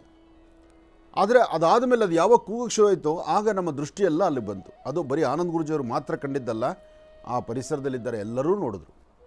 ಅದಾದ ನಂತರ ಎಲ್ಲರೂ ತಲೆ ಎತ್ತಿ ನೋಡಿದ್ರೆ ಸಣ್ಣ ಪುಟ್ಟ ನವಿಲಲ್ಲ, ಅದು ಬೃಹತ್ ಮಟ್ಟದ ನವಿಲು. ಆ ತೆಂಗಿನ ಮರ ಏನು ಸಣ್ಣದಾಗಿರ್ತಕ್ಕಂಥದ್ದಲ್ಲ, ದೊಡ್ಡ ತೆಂಗಿನ ಮರ, ಭಾಳ ಎತ್ತರದ್ದು. ಅಷ್ಟು ಎತ್ತರದ ತೆಂಗಿನ ಮರಕ್ಕೆ ಹಾರಿ ಕೂತ್ಕೊಂಡಿದೆ ಅಲ್ಲಿ ನವಿಲು. ಅದು ಯಾವಾಗ? ಸುಬ್ರಹ್ಮಣ್ಯೇಶ್ವರನ ಹೆಸರು ಹೇಳುವಾಗ. ಯಾಕೆಂದರೆ ಸಂಕಷ್ಟರ ಮಹಾಗಣಪತಿ ನಾಳೆ ಆದ್ದರಿಂದ ನಾಳೆ ಯಾರೆಲ್ಲ ಗಣಪತಿಯ ಅನುಷ್ಠಾನವನ್ನು ಮಾಡ್ತಿದ್ದೀರೋ ತಾವು ನೋಡಲೇಬೇಕಾಗಿರ್ತಕ್ಕಂಥ ಸ್ಥಳ ಗುಡ್ಡೆಟ್ಟು ಆಯುರ್ಕೊಡ ಮಹಾಗಣಪತಿ ದೇವಸ್ಥಾನ. ನಾಳೆ ಆ ಗಣಪತಿಯ ಅನುಷ್ಠಾನವನ್ನು ಮಾಡಲಿಕ್ಕೆ ನನ್ನ ಆತ್ಮೀಯರು, ನಮ್ಮ ಬೀಗರಾದಂತಹ ಘಾಟಿ ಸುಬ್ರಹ್ಮಣ್ಯ ಕ್ಷೇತ್ರದ ಪ್ರಧಾನ ಅರ್ಚಕರಾಗಿರ್ತಕ್ಕಂತಹ ಗುರುರಾಜ್ ಶರ್ಮಾರವರು ಅವರು ಅಲ್ಲೊಂದು ಸೇವೆಯನ್ನು ಇಟ್ಕೊಂಡಿದ್ದರು. ಅವರು ಇವತ್ತನ್ನೆಲ್ಲ ಪ್ರತಿ ವರ್ಷ ಸೇವೆಗಳು ಮಾಡ್ತಾರಂತೆ. ಅದೃಷ್ಟ, ನಮ್ಮ ಸೌಭಾಗ್ಯ, ನನ್ನನ್ನು ಕರ್ಕೊಂಡು ಹೋದರು. ನಾನು ಮಾತ್ರ ಹೋಗಲಿಲ್ಲ, ನನ್ನ ಹಿಂದೆ ನನ್ನ ಜೀ ಕನ್ನಡ ಸಹಿತ ಅಲ್ಲಿಗೆ ನಾನು ನಡೆದ್ವಿ. ಯಾಕೆ ಯಾವುದೇ ಕಾರ್ಯಕ್ರಮ ಆದರೂ ಅದನ್ನೊಂದಷ್ಟು ಚಿತ್ರೀಕರಣ ಮಾಡಿ ತರುವಂಥದ್ದು ನನ್ನ ಕರ್ತವ್ಯ ಇರುತ್ತೆ. ಹಾಗಾಗಿ ಆ ಒಂದು ಪ್ರತಿಯೊಂದು ಸಹಿತ ಆ ಮಳೆನಲ್ಲೇ ಜೋಂತ ಮಳೆ, ಆ ಮಳೆನಲ್ಲೇ ಇಷ್ಟೆಲ್ಲ ಸೇವೆ ಆಯಿತು. ಆದರೆ ಅಲ್ಲಿ ಹೋದ್ಮೇಲೆ ಗೊತ್ತಾಯಿತು ನಿಜಕ್ಕೂ ಬಹಳ ಅದ್ಭುತವಾದಂತಹ ಪವಾಡ ಸಿದ್ಧಿಯಲ್ಲಿರ್ತಕ್ಕಂಥ ಗಣಪನ ದರ್ಶನ. ಅಂತಹ ಗಣಪನ ಸಾನ್ನಿಧ್ಯವನ್ನು ದರ್ಶನ ಮಾಡಿ ವಿಶೇಷವಾಗಿರ್ತಕ್ಕಂಥ ಒಂದು ಪ್ರಾರ್ಥನೆಯನ್ನು ಸಲ್ಲಿಸಿದ್ವಿ. ಅಲ್ಲಿ ಸ್ನಾನ ಮಾಡಿದ ನಂತರ ಏಕೆಂದರೆ ಅವ್ರ ಮನೆ ದೇವರು ಜೊತೆಗೆ ಅವರು ಸೇವೆ ಮಾಡ್ತಕ್ಕಂಥದ್ದು ಸುಬ್ರಹ್ಮಣ್ಯೇಶ್ವರ ಆದ್ದರಿಂದ, ಘಾಟಿ ಕ್ಷೇತ್ರ ಆದ್ದರಿಂದ ಘಾಟಿ ಸುಬ್ರಹ್ಮಣ್ಯೇಶ್ವರನ ಗಣಪತಿಯ ಸಾನ್ನಿಧ್ಯದಲ್ಲಿ ಪ್ರಾರ್ಥನೆ ಮಾಡಿದ್ವಿ. ಎಷ್ಟೇ ಆದರೂ ಅಣ್ಣ ತಮ್ಮಂದರು. ಆ ಪ್ರಾರ್ಥನೆ ಮಾಡುವಾಗ ತೆಂಗಿನ ಮರ, ಆ ಒಂದು ಕಲ್ಯಾಣಿಯ ಪಕ್ಕದಲ್ಲಿದ್ದಂತಹ ತೆಂಗಿನ ಮರ ಸಣ್ಣದಲ್ಲ, ತುಂಬ ಬೃಹತ್ ಮಟ್ಟದ್ದು, ತುಂಬ ಎತ್ತರದಲ್ಲಿ ಇರ್ತಕ್ಕಂಥ ತೆಂಗಿನ ಮರ. ಆ ತೆಂಗಿನ ಮರ ತುದಿಯಲ್ಲಿ ಸುಬ್ರಹ್ಮಣ್ಯೇಶ್ವರ ಅನ್ನೋ ಹೆಸರು ಕೂಗಿದ ತಕ್ಷಣ ಬಹುಶಃ ಅದೆಲ್ಲ ನಮ್ಮಲ್ಲಿ ರೆಕಾರ್ಡ್ ಆಗಿದೆ. ನಮ್ಮಲ್ಲಿ ಆ ರೆಕಾರ್ಡ್ನ ನೀವು ನಾಳೆ ನೋಡ್ಬೋದು, ನಿಮ್ಮ ಅದೃಷ್ಟ ಅದು ಸಿಕ್ಕತ್ತೆ. ಆ ಧ್ವನಿಯನ್ನು ಆಲಿಸಿದ ತಕ್ಷಣ ನಮ್ಮ ಗಮನ ಸೀದಾ ಮೇಲೆ ನೋಡಿದ್ವಿ, ತೆಂಗಿನ ಮರದ ಮೇಲೆ. ಅಲ್ಲಿ ನೋಡಿದ್ರೆ ಆ ನವಿಲು, ಅಂದರೆ ಗಣಪತಿಯ ಕ್ಷೇತ್ರಕ್ಕೆ ಸುಬ್ರಹ್ಮಣ್ಯೇಶ್ವರನೂ ಬಂದಿದ್ದಾನೆ ಅಂತ ನಮ್ಮ ಮನಸ್ಸಿಗೆ ಅದು ಭಾಸವಾಯಿತು. ಇನ್ನು ಒಳಗಡೆ ಸ್ವಾಮಿಗೆ ಆಯುರ್ಕೊಡ 1008 ಕೊಡಗಳ ನೀರು ಅಲ್ಲಿ ತುಂಬುವಷ್ಟು ಇದೆ. ಒಂದು ತೊಟ್ಟಿ ಥರ, ಅಂದರೆ ಒಂದು ಮುಂಭಾಗ ಒಂದು ಮುಂದೆ ಒಂದು ಬೆಟ್ಟ, ಅದರ ಹಿಂದೆ ಒಂದು ಬೆಟ್ಟದ ಒಂದು ಗುಂಡಾಕಾರ ಇರ್ತಕ್ಕಂಥದ್ದು, ಅದರ ಹಿಂದೆ ಸ್ವಾಮಿ ಗರ್ಭಗುಡಿಯಲ್ಲಿ ಇರ್ತಕ್ಕಂಥದ್ದು. ಅದು ತುಂಬ ಕತ್ಲು. ಆಮೇಲೆ ಮಡಿ ಅಂದರೆ ಅಬ್ಬಬ್ಬಾ ಹೇಳ್ತಿರೋದು ಅಷ್ಟು ಮಡಿ. ಇನ್ನು ಸ್ವಾಮಿಗೆ ಒಂದು ದಿನಕ್ಕೆ 1 ಅಥವಾ 2 ಅಷ್ಟೇ ಸೇವೆ ಆಗುವಂಥದ್ದು. ಅದಾದ ನಂತರ ನೈವೇದ್ಯ ಆದ ನಂತರ ಮಹಾಪ್ರಸಾದ. ಅಲ್ಲಿಗೆ ಒಳ್ಳೆ ಘನ ವಿದ್ವಾಂಸರು, ನಾದಸ್ವರ ವಿದ್ವಾಂಸರನ್ನು ಸಹಿತ ಅಲ್ಲಿಗೆ ಕರೆತಂದಿದ್ದು. ಇದು ಅವರು ವಂಶ ಪಾರಂಪರಿಕವಾಗಿ, ಅಂದರೆ ಅವರು ಸುಮಾರು ಒಂದು 35-40 ವರ್ಷದಿಂದ ಅವ್ರು ನಡೆಸ್ಕೊಂಡು ಬರ್ತಾ ಇದ್ದಾರೆ ಸೇವೆಗಳನ್ನು. ಹಾಗೆ ಅದೊಂದು ಸೌಭಾಗ್ಯ ಸಿಕ್ತು. ಆದರೆ ನಾಳೆ ತಪ್ಪದಿರ ತಾವೆಲ್ಲರೂ ಸಹಿತ ವೀಕ್ಷಣೆ ಮಾಡಬೇಕಾದ್ದು, ನಿಮ್ಮ ಆತ್ಮೀಯರಿಗೂ, ನಿಮ್ಮ ಕುಟುಂಬಸ್ಥರಿಗೂ, ನಿಮ್ಮ ಸಂಬಂಧಿಕರು ಎಲ್ಲರಿಗೂ ತಿಳಿಸಿ. ಯಾಕೆಂದರೆ ಸಂಕಷ್ಟರ ಮಹಾಗಣಪತಿ ನಾಳೆ ಒಂದು ಕಡೆ ಸಂಕಷ್ಟರ ಮಹಾಗಣಪತಿ ಇದೆ, ಆಯುರ್ಕೊಡ ಸೇವೆ ಇದೆ. ಆ ಪರಮ ಪವಿತ್ರವಾಗಿರ್ತಕ್ಕಂಥ ಪುಣ್ಯ ಸಾನ್ನಿಧ್ಯವನ್ನು ದರ್ಶನ ಮಾಡೋ ಭಾಗ್ಯ ನಿಮಗೆ ಸಿಗುತ್ತೆ. ದರ್ಶನ ಮಾಡಿದ್ಮೇಲೆ ಸಾಧ್ಯವಾದರೆ ಒಮ್ಮೆ ನೀವು ಆ ಕ್ಷೇತ್ರಕ್ಕೆ ಹೋಗಿ ದರ್ಶನ ಮಾಡಿಕೊಂಡು ಬನ್ನಿ. ಯಾಕೆಂದರೆ ನಮ್ಮ ಕಾರ್ಯಕ್ರಮದಲ್ಲಿ ನಾವು ಅಂಥ ಪವಿತ್ರ ಸ್ಥಳಗಳನ್ನು ತಂದು ನೋಡಿ ತೋರಿಸುವಾಗ, ನೀವು ತೋರಿಸಿ ಸುಮ್ಮನೆ ಆಗೋದು ದೊಡ್ಡದನಲ್ಲ. ನೀವು ತೋರಿಸಿದ ಮೇಲೆ ನೀವೊಂದು ಸತಿ ಅಲ್ಲಿ ಹೋಗಿ ಸೇವೆಯನ್ನು ಮಾಡಿ ಬಂದದ್ದು, ಅಥವಾ ನಿಮ್ಮದು ಯಾವುದೇ ಒಂದು ಸಮಸ್ಯೆ ಇದ್ದರೂ ಆ ಸಮಸ್ಯೆನ ಮನೆಯಲ್ಲಿ ಕೂತು ನಾಳೆ ದೇವರು ನೋಡ್ತಿರಲ್ಲ, ಆ ಭಗವಂತನ ದರ್ಶನ ಮಾಡುವಾಗ ನಿಮ್ಮ ಮನೆಯಲ್ಲೇ ಕೂತು ನೀವೇನೋ ಒಂದು ಸಂಕಲ್ಪ ಮಾಡಿ. ನಿಮ್ಮ ಯಾವ ಕೆಲಸ ನಿಂತಿದೆಯೋ ಆ ಕೆಲಸವನ್ನು ಮನಸ್ಸಲ್ಲಿ ಅಂದುಕೊಳ್ಳಿ. ಆ ಭಗವಂತನ ಕೃಪೆಯಿಂದ ಆದಷ್ಟು ಬೇಗ ನಿಮ್ಮ ಕಾರ್ಯಸಿದ್ಧಿ ಆಗಲಿ, ಗಣಪತಿಯ ಅನುಗ್ರಹ ನಿಮಗೆ ಸಿಗಲಿ ಅಂತ ನಾನು ದೇವರನ್ನ ಪ್ರಾರ್ಥನೆ ಮಾಡ್ತೀನಿ. ಯಾಕೆಂದರೆ ಅಂತಹ ಪರಮ ಪವಿತ್ರವಾಗಿರುವ ಪುಣ್ಯ ಸಾನ್ನಿಧ್ಯಗಳು ಅಲ್ಲಿ ಹೋದಾಗ ಯಾವ ಕ್ರಮ ಇದೆಯೋ, ಯಾವ ಕ್ರಮವನ್ನು ಅನುಸರಿಸಬೇಕೋ ಅದನ್ನೇ ಅನುಸರಿಸಬೇಕು. ನಾನೇನೋ ಉನ್ನತವಾದಂಥ ಸ್ಥಿತಿಯಲ್ಲಿದ್ದೀನಿ, ನಾನು ಲೆವೆಲಲ್ಲಿದ್ದೀನಿ, ನನ್ನ ಹತ್ರ ಹಣಕಾಸಿದೆ, ನನಗೇನೋ ಒಂದು ಅಧಿಕಾರ ಇದೆ, ಅಥವಾ ನನಗೆ ಯಾವುದೋ ಬೇಕಾದಷ್ಟು ಅಧಿಕಾರಿಗಳ ಸಹಾಯ ಇದೆ ಅಂತೇಳಿ ಅಲ್ಲಿನ ಒಂದು ಕಟ್ಟುಪಾಡನ್ನು, ಅಲ್ಲಿರ್ತಕ್ಕಂಥ ನಿಯಮಗಳನ್ನು ನಾವು ಬ್ರೇಕ್ ಮಾಡಿ ನಾವು ಇನ್ನೊಂದು ಹೆಜ್ಜೆ ಮುಂದೆ ನಡಿಬಾರ್ದು. ಅಲ್ಲಿನ ಪದ್ಧತಿಗಳಿಗೆ ಧಕ್ಕೆ ತರಬಾರ್ದು. ಯಾವುದೇ ಪುಣ್ಯಕ್ಷೇತ್ರ, ತೀರ್ಥಕ್ಷೇತ್ರ, ನದಿ, ಸಮುದ್ರ ದಡಕ್ಕೆ ಹೋದಾಗ ಬೇಡವಾದ ವಸ್ತುಗಳನ್ನು ತೊಗೊಂಡೋಗಲ್ಲ ಹಾಕಿ ಆ ಪರಿಸರವನ್ನು ಹಾಳು ಮಾಡಬಾರ್ದು. ಮೊದಲು ಎಲ್ಲರೂ ಚೆನ್ನಾಗಿ ತಿಳ್ಕೊಳ್ಳಿ. ಕೆಲವು ಕರ್ಮಗಳು ಮನುಷ್ಯನಿಗೆ ಎಲ್ಲಿ ಬರುತ್ತೆ ಅಂದರೆ, ತೀರ್ಥಕ್ಷೇತ್ರ, ಪುಣ್ಯಕ್ಷೇತ್ರಕ್ಕೆ ಹೋದಾಗ ನಾವು ಹಾಕ್ಕೊಂಡು ಬಿಚ್ಚಾಕಿರೋವಂಥ ಬಟ್ಟೆಗಳಿದೆಯಲ್ಲ, ನಮ್ಮ ಮೈ ಮೇಲಿರ್ತಕ್ಕಂಥ ಬಟ್ಟೆಗಳನ್ನು ತೆಗೆದು ಆ ತೀರ್ಥಕ್ಷೇತ್ರದಲ್ಲಿ ಬಿಡೋದು, ಅದು ಇನ್ನೊಬ್ಬರು ಕಾಲಿಡೋದಕ್ಕೆ ಅಸಹ್ಯ ಪಡ್ತಕ್ಕಂಥದ್ದು. ಇನ್ನೊಬ್ಬರು ಅಸಹ್ಯ ಪಟ್ಟರೆ, ಇನ್ನೊಬ್ಬರ ಮನಸ್ಸು ನೊಂದರೆ ಅದು ನಿಮಗೇ. ಆದರೆ ಬೇರೊಬ್ಬರು ಬಿಟ್ಟಿರ್ತಕ್ಕಂಥ ಬಟ್ಟೆಗಳ ಮೇಲೆ ನೀವು ಕಾಲಿಡ್ತೀರಾ? ಇಡೋದಿಲ್ಲ. ಅಪ್ಪಿತಪ್ಪಿ ನೀರೊಳಗಿಳಿದಾಗ ನಿಮಗೇನಾದ್ರು ಕಾಲ್ಗೆ ಆ ಬಟ್ಟೆ ತಗಲಿದ್ರೆ ನಿಮ್ಮ ಮನಸ್ಸಲ್ಲಿ ಏನನ್ಸುತ್ತೆ? ಆ ಕ್ಷಣ ಯಾರು ಬಿಟ್ಟಿದ್ದಾರೋ ಅವ್ರು ಇಲ್ಲದ ಶಾಪನೇ ಹಾಕ್ತೀರಿ. ಆಗ ಬಂದು ಪುಣ್ಯ ಏನಿಲ್ಲದೆ ಬರುತ್ತೆ, ಅದು ಪುಣ್ಯ ಬರೋದಕ್ಕಿಂತ ಪಾಪ ಕಟ್ಕೊಂಡಂಗೆ ಆಗುತ್ತೆ. ಜೊತೆಗೆ ಅದು ದೇವತಾ ಕ್ಷೇತ್ರ, ಪುಣ್ಯಕ್ಷೇತ್ರ. ಯಾವುದೇ ಕ್ಷೇತ್ರ, ನಾನು ಇಂಥದೇ ಕ್ಷೇತ್ರ ಅಂಥದೇ ಕ್ಷೇತ್ರ ಹೇಳಲ್ಲ.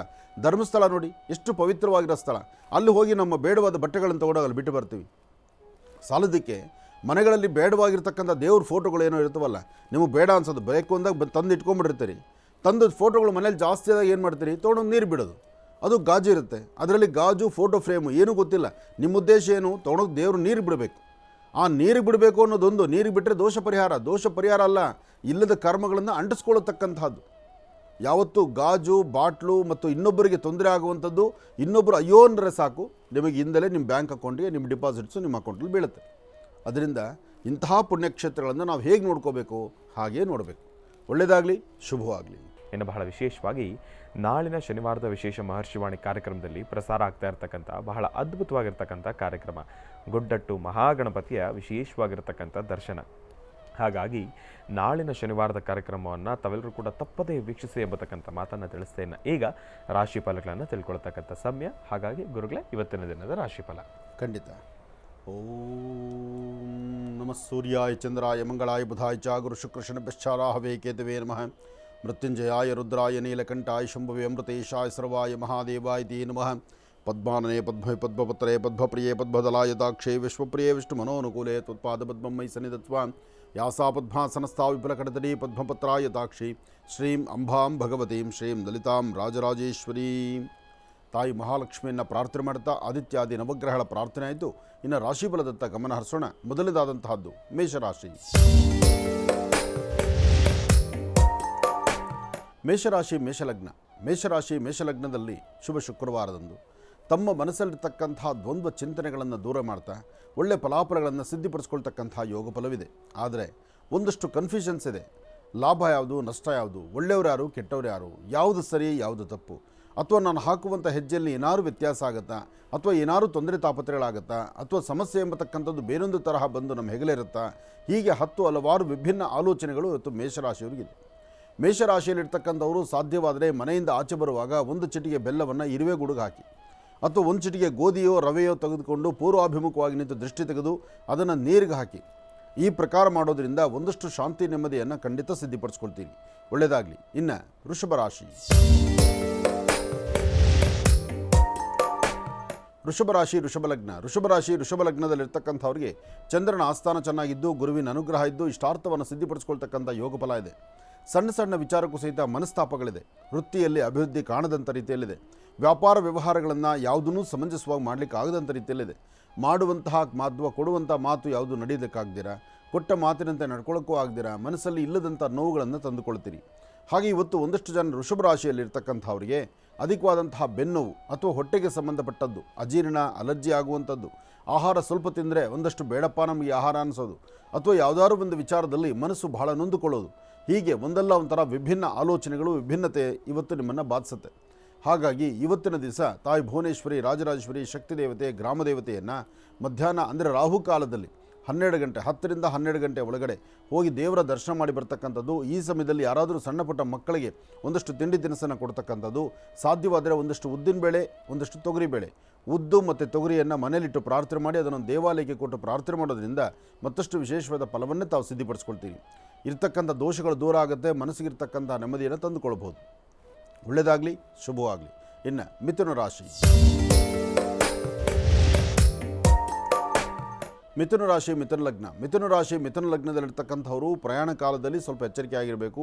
ವ್ಯಾಪಾರ ವ್ಯವಹಾರಗಳನ್ನು ಅರ್ಥೈಸ್ಕೊಂಡು ನಡೀಬೇಕು. ಮಾಡುವಂಥ ಕೆಲಸಗಳಲ್ಲಿ ಸಾಕಷ್ಟು ಬದಲಾವಣೆ ತಂದುಕೊಳ್ಬೇಕು. ನಿಮ್ಮ ವೃತ್ತಿಯ ಅಭಿವೃದ್ಧಿಯನ್ನು ಮತ್ತಷ್ಟು ವಿಶೇಷವಾದಂಥ ರೀತಿಯಲ್ಲೇ ನಡೆಸ್ಕೊಳ್ಬೇಕು.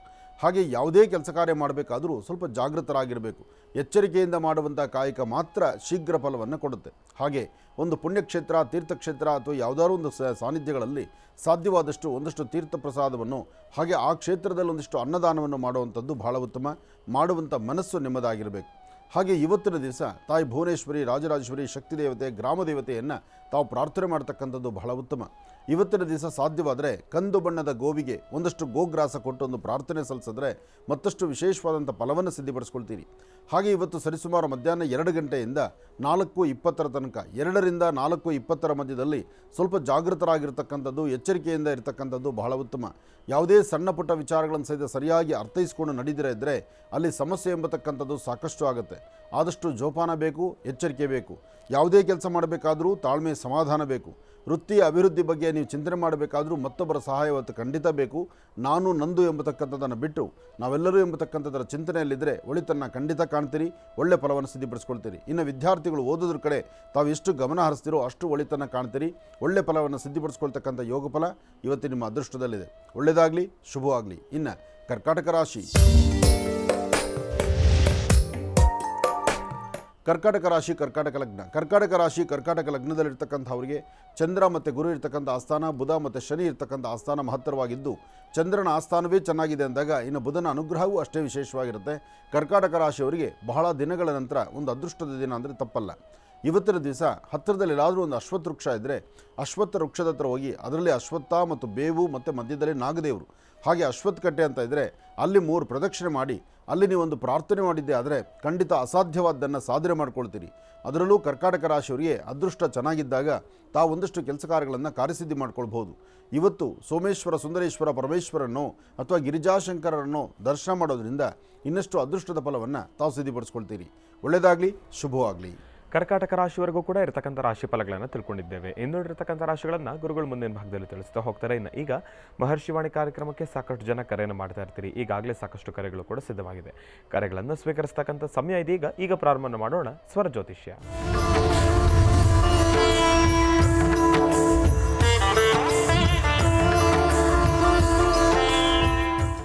ಬನ್ನಿ ಕಾರ್ಯಕ್ರಮಕ್ಕೆ ಮೊದಲು ಯಾರು ಕರೆ ಮಾಡಿದ್ದಾರೆ ಅನ್ನೋದನ್ನ ತಿಳ್ಕೊಳ್ಳೋಣ. ಹಲೋ ಹಲೋ, ನಮಸ್ತೆ ಗುರುಗಳೇ. ಅಮ್ಮ ನಮಸ್ತೆ, ಎಲ್ಲಿಂದ ಕರೆ ಮಾಡ್ತಿದ್ದೀರಿ? ನಮ್ದು ಗದಗ ಗದಗ. ಹೆಸರುಬೇಡ ಗುರುಜಿ. ಆಯ್ತು, ಗುರುಜ ನಮ್ಮ ಜೊತೆ ಇದ್ದಾರಮ್ಮ, ಮಾತಾಡಿ ತಾಯಿ. ಹಲೋ ಹಲೋ, ನಮಸ್ತೆ ಗುರುಗಳೇ. ನಮಸ್ತೆ ತಾಯಿ, ಹೇಳಮ್ಮ. ಗುರುಗಳೇ, ನಾನು ಮನೆ ಬಗ್ಗೆ ಮತ್ತು ನನ್ನ ಮಗಳ ಬಗ್ಗೆ ಕೇಳಬೇಕಿತ್ತು. ಹೇಳಮ್ಮ. ನಮ್ದು ಮನೆ ಹಾಕ್ಸೋದು ಆಗೋಲ್ರಿ ಗುರುಜಿ, ಅದಕ್ಕೆ ಕೇಳಬೇಕಿತ್ತು. ಈಗ ಮನೆ ಕೆಲಸ ನಡೀತಾ ಇದೆಯಾ ಅಥವಾ ಪ್ರಾರಂಭಿಸ್ಬೇಕಾ? ಇನ್ನೂ ಇಲ್ರಿ ಗುರುಜಿ, ನೀರು ಬೋರ್ ಹಾಕ್ಸಿವಿ ಹಂಗ ಬಿಟ್ಟಿವಿ. ಹಾಂ ಹಾಂ, ಇನ್ನೂ ಮನೆ ಶುರು ಮಾಡಿಸಿಲ್ಲ? ಇಲ್ರಿ. ಯಾವಾಗ ಮಾಡಬೇಕು ಅಂತಿದ್ದೀರಿ? ನಾಳೆ ಮೇದಷ್ಟೊತ್ತಿಗೆ ಮಾಡೋಣ ಅನ್ಕೊಂಡಿವಿ. ಮೇ ಅಂದರೆ ಒಂದು ಕೆಲಸ ಮಾಡಿ, ಫೆಬ್ರವರಿ ಒಳ್ಳೆ ಮಾಘ ಮಾಸ ಬರುತ್ತೆ. ಮಾಘ ಮಾಸ ಉತ್ತರಾಯಣ ಪುಣ್ಯಕಾಲದಲ್ಲಿರುತ್ತೆ, ಬಹಳ ವಿಶೇಷವಾಗಿರುತ್ತೆ. ಮಾಘ ಮಾಸದಲ್ಲಿ ಮಾಘ ಶುದ್ಧ ಪಂಚಮಿ ಭಾಳ ವಿಶೇಷವಾಗಿರ್ತಕ್ಕಂಥ ದಿನ. ಮಾಘ ಶುದ್ಧ ಪಂಚಮಿ ಎಂದು ಯಾವ ಕೆಲಸ ಮಾಡಿದ್ರೂ ಬಹಳ ವೇಗವಾಗಿ ಕಾರ್ಯಸಿದ್ಧಿ ಆಗುತ್ತೆ. ಆ ಮುಹೂರ್ತ ಅಂಥದ್ದು ಅದ್ಭುತವಾದಂಥ ಮುಹೂರ್ತ ಬಲ. ಮಾಘ ಶುದ್ಧ ಪಂಚಮಿಗೆ ನೀವು ಪ್ರಯತ್ನ ಮಾಡಿ. ಆ ಪ್ರಯತ್ನ ಅವತ್ತಿನ ನೀವು ಶುರು ಮಾಡಿಸಿದ್ರೆ ಭಾಳ ಬೇಗ ಹೂವಿನ ಸರ ಎತ್ತಿದಷ್ಟು ಈಸಿಯಾಗಿ ನಿಮ್ಮ ಕೆಲಸ ಆಗುತ್ತೆ. ಮನೆಗಾಗಲಿ ಯಾವುದೇ ಕೆಲಸಕ್ಕಾದರೂ ಮಾಘ ಶುದ್ಧ ಪಂಚಮಿ ಅಷ್ಟು ವಿಶೇಷವಾಗಿರ್ತಕ್ಕಂಥದ್ದು. ಒಳ್ಳೆಯದಾಗಲಿ. ಸರ್ ಗುರುಗಳೇ, ಹೇಳಮ್ಮ. ನಮ್ಮ ಮಗ ಕೈ ಕೊಡ್ತೀನಿ. ಕೊಡಿ. ಹಲೋ ಹಲೋ, ನಮಸ್ತೆ ಗುರುಜಿ. ನಮಸ್ತೆ ತಾಯಿ, ಹೇಳಮ್ಮ. ನನ್ನ ಮದುವೆ ಬಗ್ಗೆ ಕೇಳಬೇಕಿತ್ತು ಗುರುಜಿ. ನಮ್ಮ ಅಮ್ಮಗೆ ಅದೇ ಚಿಂತೆ ಆಗ್ಬಿಟ್ಟಿದೆ ನನ್ನ ಮದುವೆ ಬಗ್ಗೆ. ಮಗಳು ನಿಮ್ಮ ಮದುವೆ ಬಗ್ಗೆ ಅಮ್ಮನಿಗೆ ಚಿಂತನೆ ಇರೋದು. ನೀನು 4 ದಿವಸ, ಒಂದೊಂದು ತಿಂಗಳು, 2 ತಿಂಗಳು, 1 ವರ್ಷ ತಾಯಿ ಮನೆಯಲ್ಲೇ ಇದ್ದು ನೆಮ್ಮದಿಯಾಗಿರೋಣ ಅಂತ ಮನಸ್ಸು ನಿಂದಿರಬಹುದು. ಅಥವಾ ನಿನ್ನ ಮನಸ್ಥಿತಿನೂ ಹಾಗಿದ್ರೂ, ಆದರೆ ಇದೆಲ್ಲ ಹೆಚ್ಚು ಆತಂಕ ಪಡೋದು ಯಾರು? ತಂದೆ ತಾಯಿನೇ ಆತಂಕ ಪಡೋದು. ಹೌದು. ಏನು ಓದಿದ್ಯಮ್ಮ? ನಂದು MSc ಆಗಿದೆ ಗುರುಜಿ, ಇವಾಗ B.Ed ಮಾಡ್ತಿದ್ದೀನಿ. ಹಾಂ ಹಾಂ.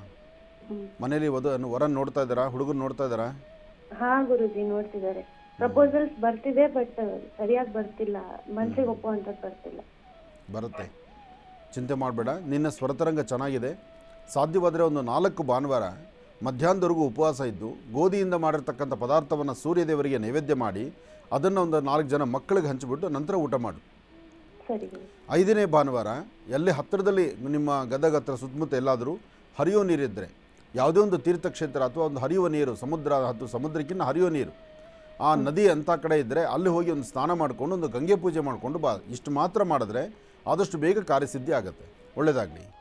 ಕಾರ್ಯಕ್ರಮಕ್ಕೆ ಕರೆ ಮಾಡಿದ್ದಕ್ಕಾಗಿ ತಮಗೆ ಧನ್ಯವಾದಗಳು. ಒಳ್ಳೆಯದಾಗಲಿ, ಶುಭವಾಗಲಿ. ಇನ್ನು ಈಗ ಕಾರ್ಯಕ್ರಮದಲ್ಲಿ ಮತ್ತೊಂದು ಕರೆ ಸಿದ್ಧವಾಗಿದೆ, ಬನ್ನಿ ಸ್ವೀಕರಿಸೋಣ. ಹಲೋ ಹಲೋ ಅಮ್ಮ ನಮಸ್ತೆ, ಎಲ್ಲಿಂದ ಕರೆ ಮಾಡ್ತಿದ್ದೀರಿ? ನಮಸ್ತೆ, ನಾವು ಇಲ್ಲಿ ಬೆಂಗಳೂರಿಂದ ಬೆಂಗಳೂರಿಂದ ಕರೆ ಮಾಡ್ತಿದ್ದೀರಿ. ಅಮ್ಮ ತಮ್ಮ ಹೆಸರು? ಹೆಸರು ಊರು ಬೇಡ. ಆಯ್ತು, ಗುರುಜಾರ್ ನಮ್ಮ ಜೊತೆ ಇದ್ದಾರಮ್ಮ, ಮಾತಾಡಿ ತಾಯಿ. ಹಲೋ. ಹಾ ಕೊಡಿ. ಹಲೋ ಹಲೋ, ನಮಸ್ತೆ ಗುರುಜಿ, ಕೋಟಿ ಕೋಟಿ ನಮಸ್ಕಾರಗಳು. ನೀವು ಹಾಸನಿಗೆ ಬಂದಾಗಿಂದಾನು ಫೋನ್ ಮಾಡ್ತಾ ಇದೀವಿ, ನೀವು ಕರೆ ಸಿಕ್ಕಿದ್ದಿಲ್ಲ. ಇವತ್ತು ಕರೆ ಸಿಕ್ಕಿದೆ. 4 ಸರಿ ಬಂದಿದ್ದೀವಿ ಆಶ್ರಮಕ್ಕೆ. ಹಾಂ ಹಾಂ. ತುಂಬಾ ಸಮಸ್ಯೆಗಳಿದೆ ಗುರುಜಿ. ಕೋಟಿ ಕೋಟಿ ನಮಸ್ಕಾರಗಳು ಗುರುಜಿ. ನಮಗೆ ಒಳ್ಳೇದಾಗ್ಲಿಮ್ಮ, ಒಳ್ಳೇದಾಗಲಿ. ಹೇಳಿಮ್ಮ, ಏನು ವಿಚಾರ ತಿಳ್ಕೊಬೇಕಿತ್ತಮ್ಮ? ತುಂಬಾ ಸಮಸ್ಯೆ ಗುರುಜಿ. ಮನೇಲಿ ಕಿರಿಕಿರಿ ನೆಮ್ಮದಿ ಇಲ್ಲ. ನಮ್ಮ ಮನೆಯವ್ರೇ ಇಲ್ಲ. ನಮ್ಮ ಮನೆಯವರು 15 ವರ್ಷ ತೀರ್ಕೊಂಡು ಮಗ ಒಬ್ಬನೇ. ಹಾಂ ಹಾಂ. ಸುಮ್ಮನೆ ಮನೇಲಿ ಕಿರಿಕಿರಿ ಗುರುಜಿ, ತುಂಬಾ ನೆಮ್ಮದಿ ಇಲ್ಲ. ನಾನು ಒಂದು ಮಾತು ಯಾಕೆ ಹೇಳ್ತೀನಿ ಆಗ್ತದೆ ಏನು ಗುರುಜಿ? ಬೇರೆ ಮಾತು ಕೇಳ್ತೇನೆ, ನಮ್ಮ ಮಾತು ಕೇಳೋದೇ ಇಲ್ಲ. ನಮ್ಮ ಮಠ ನೋಡಂಗಿಲ್ಲ, ಮಾತಾಡಂಗಿಲ್ಲ, ಕೇಳಂಗಿಲ್ಲ.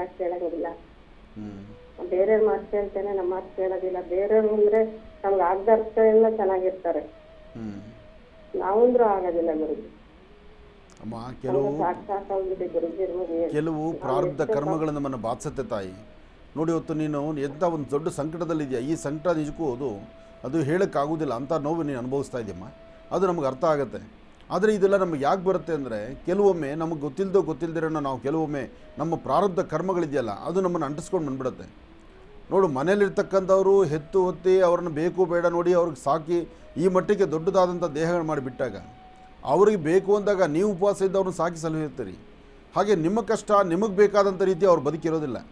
ಆದರೆ ಅವರ ಚಿಂತನೆ ಎಲ್ಲ ಬೇರೆ ಕಡೆ ಇರುತ್ತೆ. ನಿಮ್ಮ ಮುಂದೆ ಇನ್ನೊಬ್ಬರನ್ನ ಓಲೈಸಿ ಮಾತಾಡ್ತಾ ಇದ್ದರೆ, ಇನ್ನೊಬ್ಬರನ್ನ ಸರಿ ಅಂತಂದು ನಿಮ್ಮನ್ನು ತೆಗಳ್ತಾ ಇದ್ದರೆ, ಆ ಕ್ಷಣ ಬದುಕೋದೇ ಭಾಳ ಕಷ್ಟ. ಆ ನೋವು ಅನುಭವಿಸಿದ್ರೆ ಗುರುಜಿ ಹಂಗೆ ಆಗಿದೆ ಗುರುಜಿ. ನಮ್ದು ಅವ್ರ ಮುಂದೆ ನಾವು ಹೆಂಗೆ ಜೀವನ ಮಾಡೋದು ಗುರುಜಿ? ನಮ್ಗೆ ಆಗದಾರ ಹತ್ರ ಎಲ್ಲ ಇದು ಮಾಡಿದ್ರೆ, ನಮ್ಮನ್ನ ಹಿಂಗೆ ಹೇಳ್ತಿದ್ರೆ ನಮ್ಮ ಭಕ್ತಿ ಹೆಂಗೆ ಇರಬೇಕೋ ಸಾಯ್ಬೇಕು? ನಾವು ಇರಬಾರ್ದು ಅನ್ಸ್ಬಿಟ್ಟಿದ್ದೇವೆ. ಅಮ್ಮ, ಇದು ನಿನ್ನೊಬ್ಬಳ ಸಮಸ್ಯೆ ಅಲ್ಲ ತಾಯಿ. ನಿಂತರ ನೋವು ಅನುಭವಿಸ್ತಾ ಇರೋ ಎಷ್ಟೋ ಜನ ತಾಯಂದಿರಿದ್ದಾರೆ. ಎಷ್ಟೋ ಜನ ಮನೆಗಳಲ್ಲಿ ತಂದೆ ತಾಯಂದ್ರ ಪರಿಸ್ಥಿತಿ ಹೀಗೆ ಆಗೋಗ್ಬಿಟ್ಟಿದೆ ಅಮ್ಮ. ಆದರೆ ಇವತ್ತು ನಿಮಗಾದ್ದು ನಾಳೆ ಅವ್ರಿಗೆ ಆಗೋದಿಲ್ವಾ? ಇದು ಕಟ್ಟಿಟ್ಟು ಬುತ್ತಿ, ಎಲ್ಲೂ ಹೋಗೋದಿಲ್ಲ. ಇದು ಬೆಳಗಾದ್ಮೇಲೆ ರಾತ್ರಿ ಆಗಬೇಕು, ರಾತ್ರಿ ಆದಮೇಲೆ ಬೆಳಗ್ಗೆ ಆಗಲೇಬೇಕು. ಅದನ್ನು ಅವ್ರು ಅರ್ಥ ಮಾಡ್ಕೋಬೇಕಷ್ಟೇ. ಈಗ ನಮ್ಮ ದೇಹದಲ್ಲಿ ಶಕ್ತಿ ಇದೆ ಅಂತ ನಾವು ಇನ್ನೊಬ್ಬರನ್ನು ತೆಗಳಿ ಅಂದರೆ ನಾಳೆ ದಿವಸ ನನಗೆ ವಯಸ್ಸಾದ ಕಾಲದಲ್ಲಿ ನನ್ನ ಬದುಕು ಇಷ್ಟೇ ಅಲ್ವ ಅನ್ನೋ ಚಿಂತನೆ ನಾವು ಮಾಡಿದ್ರೆ ಮಾತ್ರ ನಾವು ಮನುಷ್ಯ ಬದುಕಲಿಕ್ಕಾಗತ್ತೆ. ಆದರೂ ನೋಡಮ್ಮ, ನಾನೊಂದು ಮಾತು ಹೇಳ್ತೇನೆ, ಇದನ್ನೇ ನೀನು ಮನಸ್ಸಲ್ಲಿ ಇಟ್ಕೊಂಡು ಇಲ್ಲದಂಥ ರೀತಿ ಆಲೋಚನೆ ಮಾಡ್ತಾ ಏನಾದರೂ ಬೇರೆ ಥರ ಸಮಸ್ಯೆ ಆದರೆ ನಿನ್ನ ಕೈಕಾಲು ಚೆನ್ನಾಗಿದ್ದು, ನಿನ್ನ ದೇಹದಲ್ಲಿ ಗಟ್ಟಿ ಇದ್ದು, ನಿನ್ನನ್ನು ನೀನು ಕನಿಷ್ಠ ಪಕ್ಷ ಅಡುಗೆ ಮಾಡ್ಕೊಂಡು ನಾನು ಊಟ ಮಾಡ್ತೀನಿ ಅನ್ನೋ ಕಾಲದಲ್ಲೇ ಈ ನೋವು ಅನುಭವಿಸ್ತಾ ಇದ್ದಾಗ ನಾಳೆ ನೀನು ಮೂಲೆಗೆ ಬಿದ್ದು ಹಾಸಿಗೆ ಮೇಲೆ ಬಿದ್ದುಬಿಟ್ರೆ ಅಥವಾ ನಿನ್ನ ಬ್ರೈನ್ಗೋ ಮನಸ್ಸಿಗೋ ತಂದ್ಕೊಂಡು ಏನೋ ಒಂದು ರೋಗ ಬೇರೆ ಥರ ಸಮಸ್ಯೆ ಇದ್ರಾದರೆ ಅವಾಗ ನೀನು ನೋಡೋರು ಯಾರಮ್ಮ? ನಿನ್ನ ದೇಹದಲ್ಲಿ ನಾನು ಬಿಟ್ಟು ಹೊರಗೆ ಹೋಗ್ಬಾರ್ದು, ಎರಡೊಬ್ಬ ನನ್ನಿಂದ ಹೀಗಾಗಬಾರ್ದು ಅಂತೇಳಿ ನಾನು ಎಷ್ಟು ಸಮಾಧಾನ ಮಾಡ್ಕೊಂಡು ಇಷ್ಟು ಇದು ಮಾಡ್ಕೊಂಡು ಬರ್ತಾ ಇದ್ದೀನಿ. ಅಮ್ಮ, ಏನು ಮಾಡೋಕ್ಕಾಗಲ್ಲ ನೋಡು ತಾಯಿ. ಕೆಲವು ಪರಿಸ್ಥಿತಿಗಳು ಹೀಗಿದ್ದಾಗ ನಾವು ಆದಷ್ಟು ಎಲ್ಲವನ್ನು ದೇವ್ರಿಗೆ ಒಪ್ಪಿಸ್ಬೇಕು. ಹಾಗಂತ ನಿನಗೆ ಅವ್ನು ಒಳ್ಳೇದಾಗಲಿ ಅಂತಲೇ ಬರೆಸ್ಬೇಕು. ನೀನು ಅದನ್ನು ಅದೇ ಮಾಡ್ತೀಯ. ನೀನು ಅದು ಧರ್ಮನೂ ಹಾಗೇ ಇದೆ, ಅಲ್ವಾ? ಆದರೆ ಅದು ಅವ್ರು ಅರ್ಥ ಮಾಡ್ಕೋಬೇಕು. ಎಷ್ಟೇ ಇದು ಮಾಡಿದ್ರು ನೀನೊಂದು ಕೆಲಸ ಮಾಡು. ಇಂತಹ ಸಮಯದಲ್ಲಿ ತಾಯಿ, ನೀನು ಈ ದೇವ್ರನ್ನ ಕೇಳ್ತಾ ಇದೆಯಲ್ಲ, ಅವ್ನು ಒಳ್ಳೆ ಬುದ್ಧಿ ಕೊಡಮ್ಮ, ಒಳ್ಳೆ ಬುದ್ಧಿ ಕೊಟ್ಟು ನನ್ನ ಚೆನ್ನಾಗಿ ನೋಡ್ಕೊಳ್ತಾರೋ ಮಾಡೋ ಅಂತ ಒಬ್ಬ ತಾಯಿ ತನ್ನ ಮಗನ ಬಗ್ಗೆ ಕೇಳೋದು ಇದೇನು ಹೊಸದಲ್ಲ, ಅಥವಾ ಇದು ಸೃಷ್ಟಿಯಲ್ಲಿ ಇದೇನು ಇದೆ ಮೊದಲಲ್ಲ, ಇದು ನಡೀತಾನೇ ಇದೆ. ಆದರೆ ನಮ್ಮ ಕರ್ಮಗಳು ಕಳಿಬೇಕಲ್ವಮ್ಮ. ನೋಡಮ್ಮ, ಒಳ್ಳೆ ಮಕ್ಕಳನ್ನು ಪಡೆಯೋದು ಒಂದು ಅದೃಷ್ಟ, ಆ ಮಕ್ಕಳು ತಂದೆ ತಾಯಿ ನೋಡೋದು ಮತ್ತೊಂದು ಅದೃಷ್ಟ. ಹಾಗೆ ಅವ್ರು ಕೊಡುವಂತಹ ನೆಮ್ಮದಿ ಸುಖ ಸಂತೋಷವನ್ನು ಅನುಭವಿಸೋಕ್ಕೆ ನಿಮಗೂ ಯೋಗ ಇರಬೇಕು. ಹಾಗೆ ನಿಮ್ಮ ಜೊತೆಯಲ್ಲಿದ್ದಾಗ ಅವರು ಆ ಯೋಗದಲ್ಲಿದ್ದು ನಮ್ಮ ಅಪ್ಪ ಅಮ್ಮನ ಅಂಗೈಲಿ ಇಟ್ಕೊಂಡು ನೋಡಬೇಕು ಅನ್ನೋಂಥ ಯೋಗ ಫಲ ಅವರಲ್ಲೂ ಇರಬೇಕು. ಇದು ಇಬ್ಬರದೂ ಸಂಬಂಧಪಡುತ್ತೆ. ಅದರಿಂದ ಹೆದರಬೇಡ ತಾಯಿ. ದೇವರು ನಿಮಗೆ ಕೊಟ್ಟಷ್ಟು ನಮ್ಮ ಪಾಲಿಗೆ ಬಂದಷ್ಟು, ಆ ಪಾಲಿಗೆ ಬಂದಷ್ಟನ್ನು ನಾವು ನೆಮ್ಮದಿಯಾಗಿ ತೊಗೊಳ್ಳೋಣ. ನೀನು ಧೈರ್ಯವಾಗಿರು. ಆದರೆ ನಾನು ಹೇಳೋ ಒಂದು ಸೀಕ್ರೆಟ್ ಅರ್ಥ ಮಾಡ್ಕೊ, ಹೆಚ್ಚು ತಲೆಗೆ ತಂದ್ಕೋಬೇಡ ಈ ವಿಚಾರಗಳನ್ನು. ಅಯ್ಯೋ ಹೀಗೆ ಆಯ್ತಲ್ಲ ಅಂತ ಕೊರಗೋದಕ್ಕೆ ಹೋಗ್ಬೇಡಮ್ಮ. ಇದರಿಂದ ಇನ್ನಷ್ಟು ಆರೋಗ್ಯ ಕೆಡಿಸ್ಕೊಂಡು ನೀನು ಮೂಲೆ ಕೂತ್ಕೊಂಡ್ರೆ ನಿನ್ನನ್ನು ಯಾರೂ ನೋಡೋರಿಲ್ಲ. ಆದಷ್ಟು ಒಳ್ಳೆ ಮನಸ್ಸಿನಿಂದ ಬಂದದ್ದೇನೇ ಬರಲಿ, ಭಗವಂತ ನಿನ್ನ ದಯ ಹೊಂದಿರಲಿ ಅಂತೇಳಿ ದೇವ್ರ ಮೇಲೆ ಭಾರ ಹಾಕು. ನೆಮ್ಮದಿಯಾಗಿ ಟೈಮ್ ಏನೋ ದೇವ್ರು ಕೊಟ್ಟಷ್ಟು ಗಂಜಿನ ಅಂಬ್ಲಿನ ಕುಡಿದು ಆರೋಗ್ಯಕರವಾಗಿರು. ಯಾವುದು ನಮ್ಮದಲ್ಲ ಅದು ನೋಡೋಕ್ಕೆ ಹೋಗಬೇಡ. ಯಾವುದು ನಮಗೆ ಸರಿ ಇಲ್ಲ ಅದ್ರ ಬಗ್ಗೆ ಚಿಂತನೆ ಮಾಡಬೇಡಮ್ಮ. ಇದೊಂದೇ ಇದಕ್ಕೆ ಇರ್ತಕ್ಕಂಥ ಮೂಲಾರ್ಥ. ಇದು ಬಿಟ್ಟರೆ ಯಾವ ಚಕ್ರ ಯಂತ್ರ ಪೂಜೆ ಪುರಸ್ಕಾರ ಈ ಸಂಸಾರದಲ್ಲಿ ಇದಿಲ್ಲ. ನೀನು ಧೈರ್ಯವಾಗಿರು, ಒಳ್ಳೆಯದಾಗಲಿ. ಇನ್ನು ಬಹಳ ವಿಶೇಷವಾಗಿ ಇಂದಿನ ಭಾಗದಲ್ಲಿ ಗುರುಜಿರವರು ಕರ್ಕಾಟಕ ರಾಶಿವರೆಗೂ ಕೂಡ ರಾಶಿಫಲಗಳನ್ನು ತಿಳಿಸ್ಕೊಟ್ಟಿದ್ದಾರೆ. ಇನ್ನು ಈಗ ಸಿಂಹರಾಶಿಯಿಂದ ರಾಶಿಫಲಗಳನ್ನು ಮುಂದುವರಿಸೋಣ. ಗುರುಗಳೇ, ಸಿಂಹರಾಶಿಯಿಂದ ರಾಶಿಫಲಗಳನ್ನು ಮುಂದುವರಿಸೋಣ. ಖಂಡಿತ. ಇನ್ನು ಸಿಂಹರಾಶಿ. ಸಿಂಹರಾಶಿ ಸಿಂಹಲಗ್ನದಲ್ಲಿರ್ತಕ್ಕಂಥವ್ರಿಗೆ ಚಂದ್ರ ಮತ್ತು ಗುರು ಇರ್ತಕ್ಕಂಥ ಆಸ್ಥಾನ, ಬುಧ ಮತ್ತು ಶುಕ್ರ ಇರ್ತಕ್ಕಂಥ ಆಸ್ಥಾನ ಚೆನ್ನಾಗಿದ್ದು ಇಷ್ಟಾರ್ಥಗಳನ್ನು ಸಿದ್ಧಿಪಡಿಸ್ಕೊಳ್ತಕ್ಕಂಥ ಯೋಗ ಫಲ ಇದೆ. ಫಲಾಫಲಗಳಲ್ಲಿ ಯಾವುದೇ ಕಾಯಕವನ್ನು ಮಾಡಬೇಕಾದರೂ ಇವತ್ತು ತಾವು ಅರ್ಥೈಸಿಕೊಂಡು ಏನನ್ನು ನೀವು ನಿಯಮವಾಗಿ ಮಾಡಬೇಕು ಅಂತಿದ್ದೀರೋ ಖಂಡಿತ ಹೆಚ್ಚಿನ ಫಲವನ್ನು ಸಿದ್ಧಿಪಡಿಸ್ಕೊಳ್ತೀರಿ. ಆದರೆ ಸಿಂಹರಾಶಿಯವರಿಗೆ ಮಧ್ಯಾಹ್ನ ಸರಿಸುಮಾರು 12 ಗಂಟೆ 10 ನಿಮಿಷದಿಂದ 2:22 ಮಾತ್ರ ಒಂದಷ್ಟು ಜಾಗೃತರಾಗಿರಬೇಕು, ಎಚ್ಚರಿಕೆಯಿಂದಿರಬೇಕು. ಇನ್ನು ಉಳಿದ ಸಮಯದಲ್ಲಂತೂ ಅದೃಷ್ಟ ನಿಮ್ಮದೇ. ಇನ್ನು ಶುಭ ಸಂಧ್ಯಾಕಾಲ, ಸಾಯಂ ಸಂಧ್ಯಾ ಅಂದರೆ ಸೂರ್ಯಾಸ್ತಮ ಕಾಲ, ಚಂದ್ರ ಉದಯಿಸ್ತಕ್ಕಂಥ ಕಾಲ. ಈ ಸಮಯದಲ್ಲಿ ಲಕ್ಷ್ಮೀನಾರಾಯಣರ ಪ್ರಾರ್ಥನೆ ಮಾಡುವಂಥದ್ದು ಅಥವಾ ಯಾವುದಾದ್ರು ಒಂದು ದೇವಾಲಯಕ್ಕೆ ಹೋಗಿ ಬರ್ತಕ್ಕಂಥದ್ದು, ದೇವಾಲಯದ ಮುಂಭಾಗದಲ್ಲಿರ್ತಕ್ಕಂಥ ಧ್ವಜಸ್ತಂಭದ ಹತ್ರ ಒಂದು ದೀಪ ಹಚ್ಚೋದ್ರಿಂದ ನಿಮ್ಮಲ್ಲಿ ಸಾಕಷ್ಟು ಸಮಸ್ಯೆಗಳನ್ನು ದೂರ ಮಾಡ್ಕೊಳ್ತೀರಿ. ಸಿಂಹರಾಶಿಯವರಿಗೆ ಒಂದು ಅದೃಷ್ಟದ ದಿನ ಅಂದರೂ ಇದು ತಪ್ಪಲ್ಲ. ಒಳ್ಳೆಯದಾಗಲಿ, ಶುಭವಾಗಲಿ. ಇನ್ನು ಕನ್ಯಾರಾಶಿ.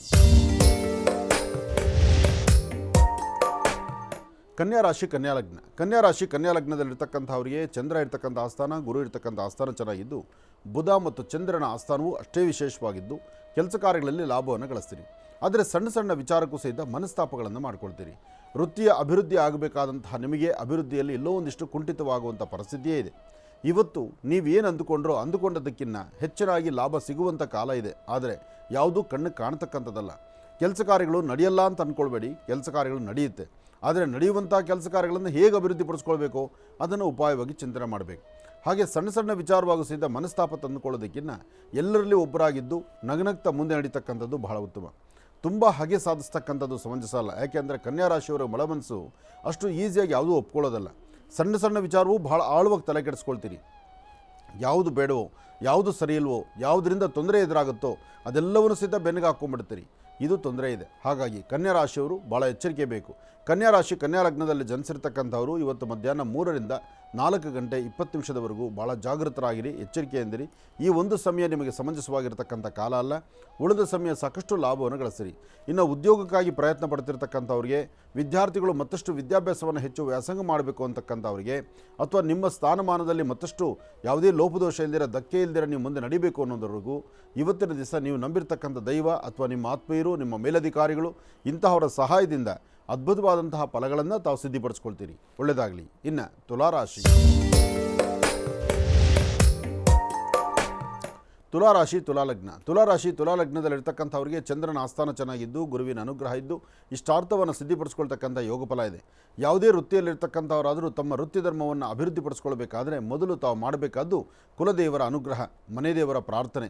ಹಾಗೆ ಇವತ್ತು ದೇವಿಯನ್ನು ವಿಶೇಷವಾದಂಥ ರೀತಿಯಲ್ಲಿ ಆರಾಧನೆ ಮಾಡಿ, ಸರ್ವಮಂಗಳ ಮಾಂಗಲ್ಯೆ ಶಿವೇ ಸರ್ವಾರ್ಥ ಸಾಧಿಕೆ ಶರಣ್ಯೆ ತ್ರ್ಯಂಬಕೆ ಗೌರಿ ನಾರಾಯಣಿ ನಮೋಸ್ತುತೆ.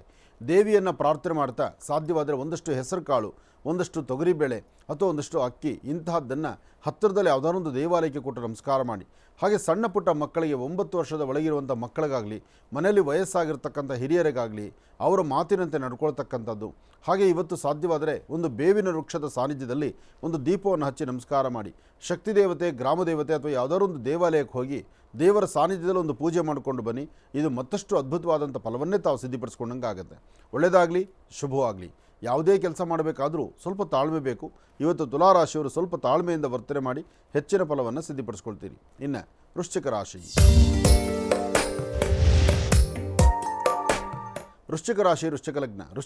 ವೃಶ್ಚಿಕ ಲಗ್ನದಲ್ಲಿರ್ತಕ್ಕಂಥವ್ರಿಗೆ ಗುರು ಮತ್ತು ಚಂದ್ರ ಇರ್ತಕ್ಕಂಥ ಆಸ್ಥಾನ, ಬುಧ ಮತ್ತು ಶುಕ್ರ ಇರ್ತಕ್ಕಂಥ ಆಸ್ಥಾನ ಮಹತ್ತರವಾಗಿದ್ದು, ವೃತ್ತಿಯಲ್ಲಿ ಅಭಿವೃದ್ಧಿಯನ್ನು ಕಂಡು ಫಲಾಫಲಗಳನ್ನು ಸಿದ್ಧಿಪಡಿಸ್ಕೊಳ್ತಕ್ಕಂಥ ಯೋಗ ಫಲ ಇದೆ.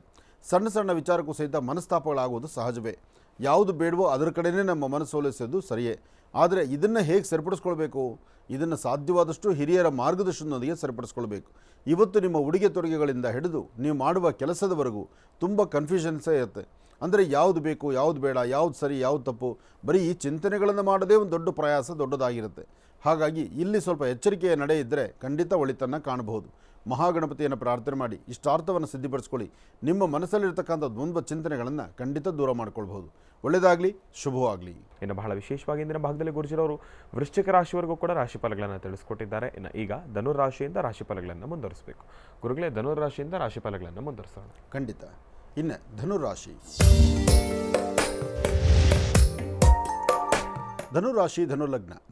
ಧನುಲಗ್ನದಲ್ಲಿರ್ತಕ್ಕಂಥವ್ರಿಗೆ ಚಂದ್ರ ಇರ್ತಕ್ಕಂಥ ಆಸ್ಥಾನ, ಗುರು ಇರ್ತಕ್ಕಂಥ ಆಸ್ಥಾನ ಚೆನ್ನಾಗಿದ್ದು, ಗುರುಚಂದ್ರರ ಯೋಗಫಲ ಚೆನ್ನಾಗಿದ್ದಾಗ ಅಸಾಧ್ಯವಾದ್ದನ್ನು ಸಾಧನೆ ಮಾಡ್ಕೊಳ್ಬೋದು, ಫಲಾಫಲಗಳನ್ನು ಸಿದ್ಧಿಪಡಿಸ್ಕೊಳ್ಬೋದು. ಧನುರಾಶಿಯಲ್ಲಿರ್ತಕ್ಕಂಥವ್ರಿಗೆ ಇವತ್ತು ಮಧ್ಯಾಹ್ನ 11 ಗಂಟೆ 12 ನಿಮಿಷದಿಂದ 4 ಗಂಟೆ 23 ನಿಮಿಷದವರೆಗೂ ಬಹಳ ಅದ್ಭುತವಾದಂಥ ಕಾಲ ಇದೆ. ತಾವು ಏನಂದುಕೊಂಡರೂ ಕಾರ್ಯಸಿದ್ಧಿ ಇದೆ. ಆದರೆ ಮಾಡುವಂತಹ ಕೆಲಸ ಕಾರ್ಯಗಳನ್ನು ಸಮಾಧಾನ ರೀತಿ ನಡೆಸ್ಕೊಳ್ಬೇಕು. ಹಾಗೆ ವ್ಯಾಪಾರದಲ್ಲಿ ಒಂದು ಬದಲಾವಣೆ ತಂದುಕೊಳ್ಬೇಕು.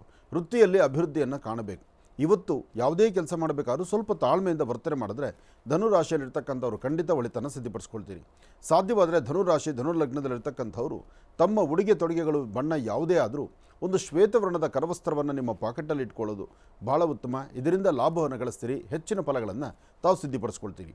ಒಳ್ಳೆಯದಾಗಲಿ, ಶುಭವಾಗಲಿ. ಇನ್ನು ಮಕರ ರಾಶಿ. ಮಕರ ಲಗ್ನದಲ್ಲಿರ್ತಕ್ಕಂಥವರು ರಾಶಿ ನಕ್ಷತ್ರಚಾರ ಪ್ರಕಾರ ಬುಧ ಮತ್ತು ಚಂದ್ರ ಇರ್ತಕ್ಕಂಥ ಆಸ್ಥಾನ, ಗುರು ಮತ್ತು ಶನಿ ಇರ್ತಕ್ಕಂಥ ಆಸ್ಥಾನ ಮಹತ್ತರವಾಗಿದ್ದು, ಕೆಲಸ ಕಾರ್ಯಗಳಲ್ಲಿ ಸಾಕಷ್ಟು ಬದಲಾವಣೆಯನ್ನು ತಂದುಕೊಂಡು ಫಲಾಫಲಗಳನ್ನು ಸಿದ್ಧಿಪಡಿಸ್ಕೊಳ್ತಕ್ಕಂಥ ಯೋಗ ಫಲದಲ್ಲಿದ್ದೀರಿ. ಇವತ್ತು ವೃತ್ತಿಯಲ್ಲಿ ಒಂದು ಅಭಿವೃದ್ಧಿಯನ್ನು ಕಾಣಬೇಕು, ಫಲಾಫಲಗಳನ್ನು ಸಿದ್ಧಿಪಡಿಸ್ಕೊಳ್ಬೇಕು ಎಂಬತಕ್ಕಂಥ ನಿಮಗೆ ಸಾಕಷ್ಟು ವ್ಯವಹಾರಗಳನ್ನು ಸಿದ್ಧಿಪಡಿಸ್ಕೊಳ್ಬೋದು. ಹಾಗೆ ಲಲಿತಾ ರಾಜರಾಜೇಶ್ವರಿ, ದುರ್ಗಾ ಪರಮೇಶ್ವರಿ, ಗ್ರಾಮ ದೇವತೆ ಅಥವಾ ಒಂದು ದೇವಿಯನ್ನು ಪ್ರಾರ್ಥನೆ ಮಾಡಿ ಒಂದಷ್ಟು ದೀಪವನ್ನು ಹಚ್ಚಿ ದೀಪ ನಮಸ್ಕಾರ ಮಾಡೋದರಿಂದ ಮತ್ತಷ್ಟು ವಿಶೇಷವಾದ ಫಲವನ್ನು ಇವತ್ತು ಸಿದ್ಧಿಪಡಿಸ್ಕೊಳ್ತೀರಿ. ಸಾಧ್ಯವಾದರೆ ಹಿರಿಯರನ್ನು ಮನಸ್ಸಲ್ಲಿ ಜ್ಞಾಪಿಸ್ಕೊಂಡು ಒಂದಿಷ್ಟು ಹಣ್ಣು ಹಂಪಲುಗಳು ಅಥವಾ ಏನಾದರೂ ಒಂದಿಷ್ಟು ಪದಾರ್ಥಗಳನ್ನು ಎಲ್ಲಾದರೂ ಕಂದು ಬಣ್ಣದ ಅಥವಾ ಕಪ್ಪು ಬಣ್ಣದ, ಬಿಳಿಯ ಬಣ್ಣ ಯಾವುದು ಅನ್ನೋದಕ್ಕಿಂತ ಗೋವಿಗೆ ಒಂದಿಷ್ಟು ಗೋಗ್ರಾಸ ಕೊಟ್ಟಿದ್ದೆ ಆದರೆ ಮಕರ ರಾಶಿಯವರಿಗೆ ಖಂಡಿತ ಒಳಿತನ್ನು ಇವತ್ತು ಸಿದ್ಧಿಪಡಿಸ್ಕೊಳ್ತೀರಿ. ಒಳ್ಳೆಯದಾಗಲಿ, ಶುಭವಾಗಲಿ. ಇನ್ನು ಕುಂಭರಾಶಿ.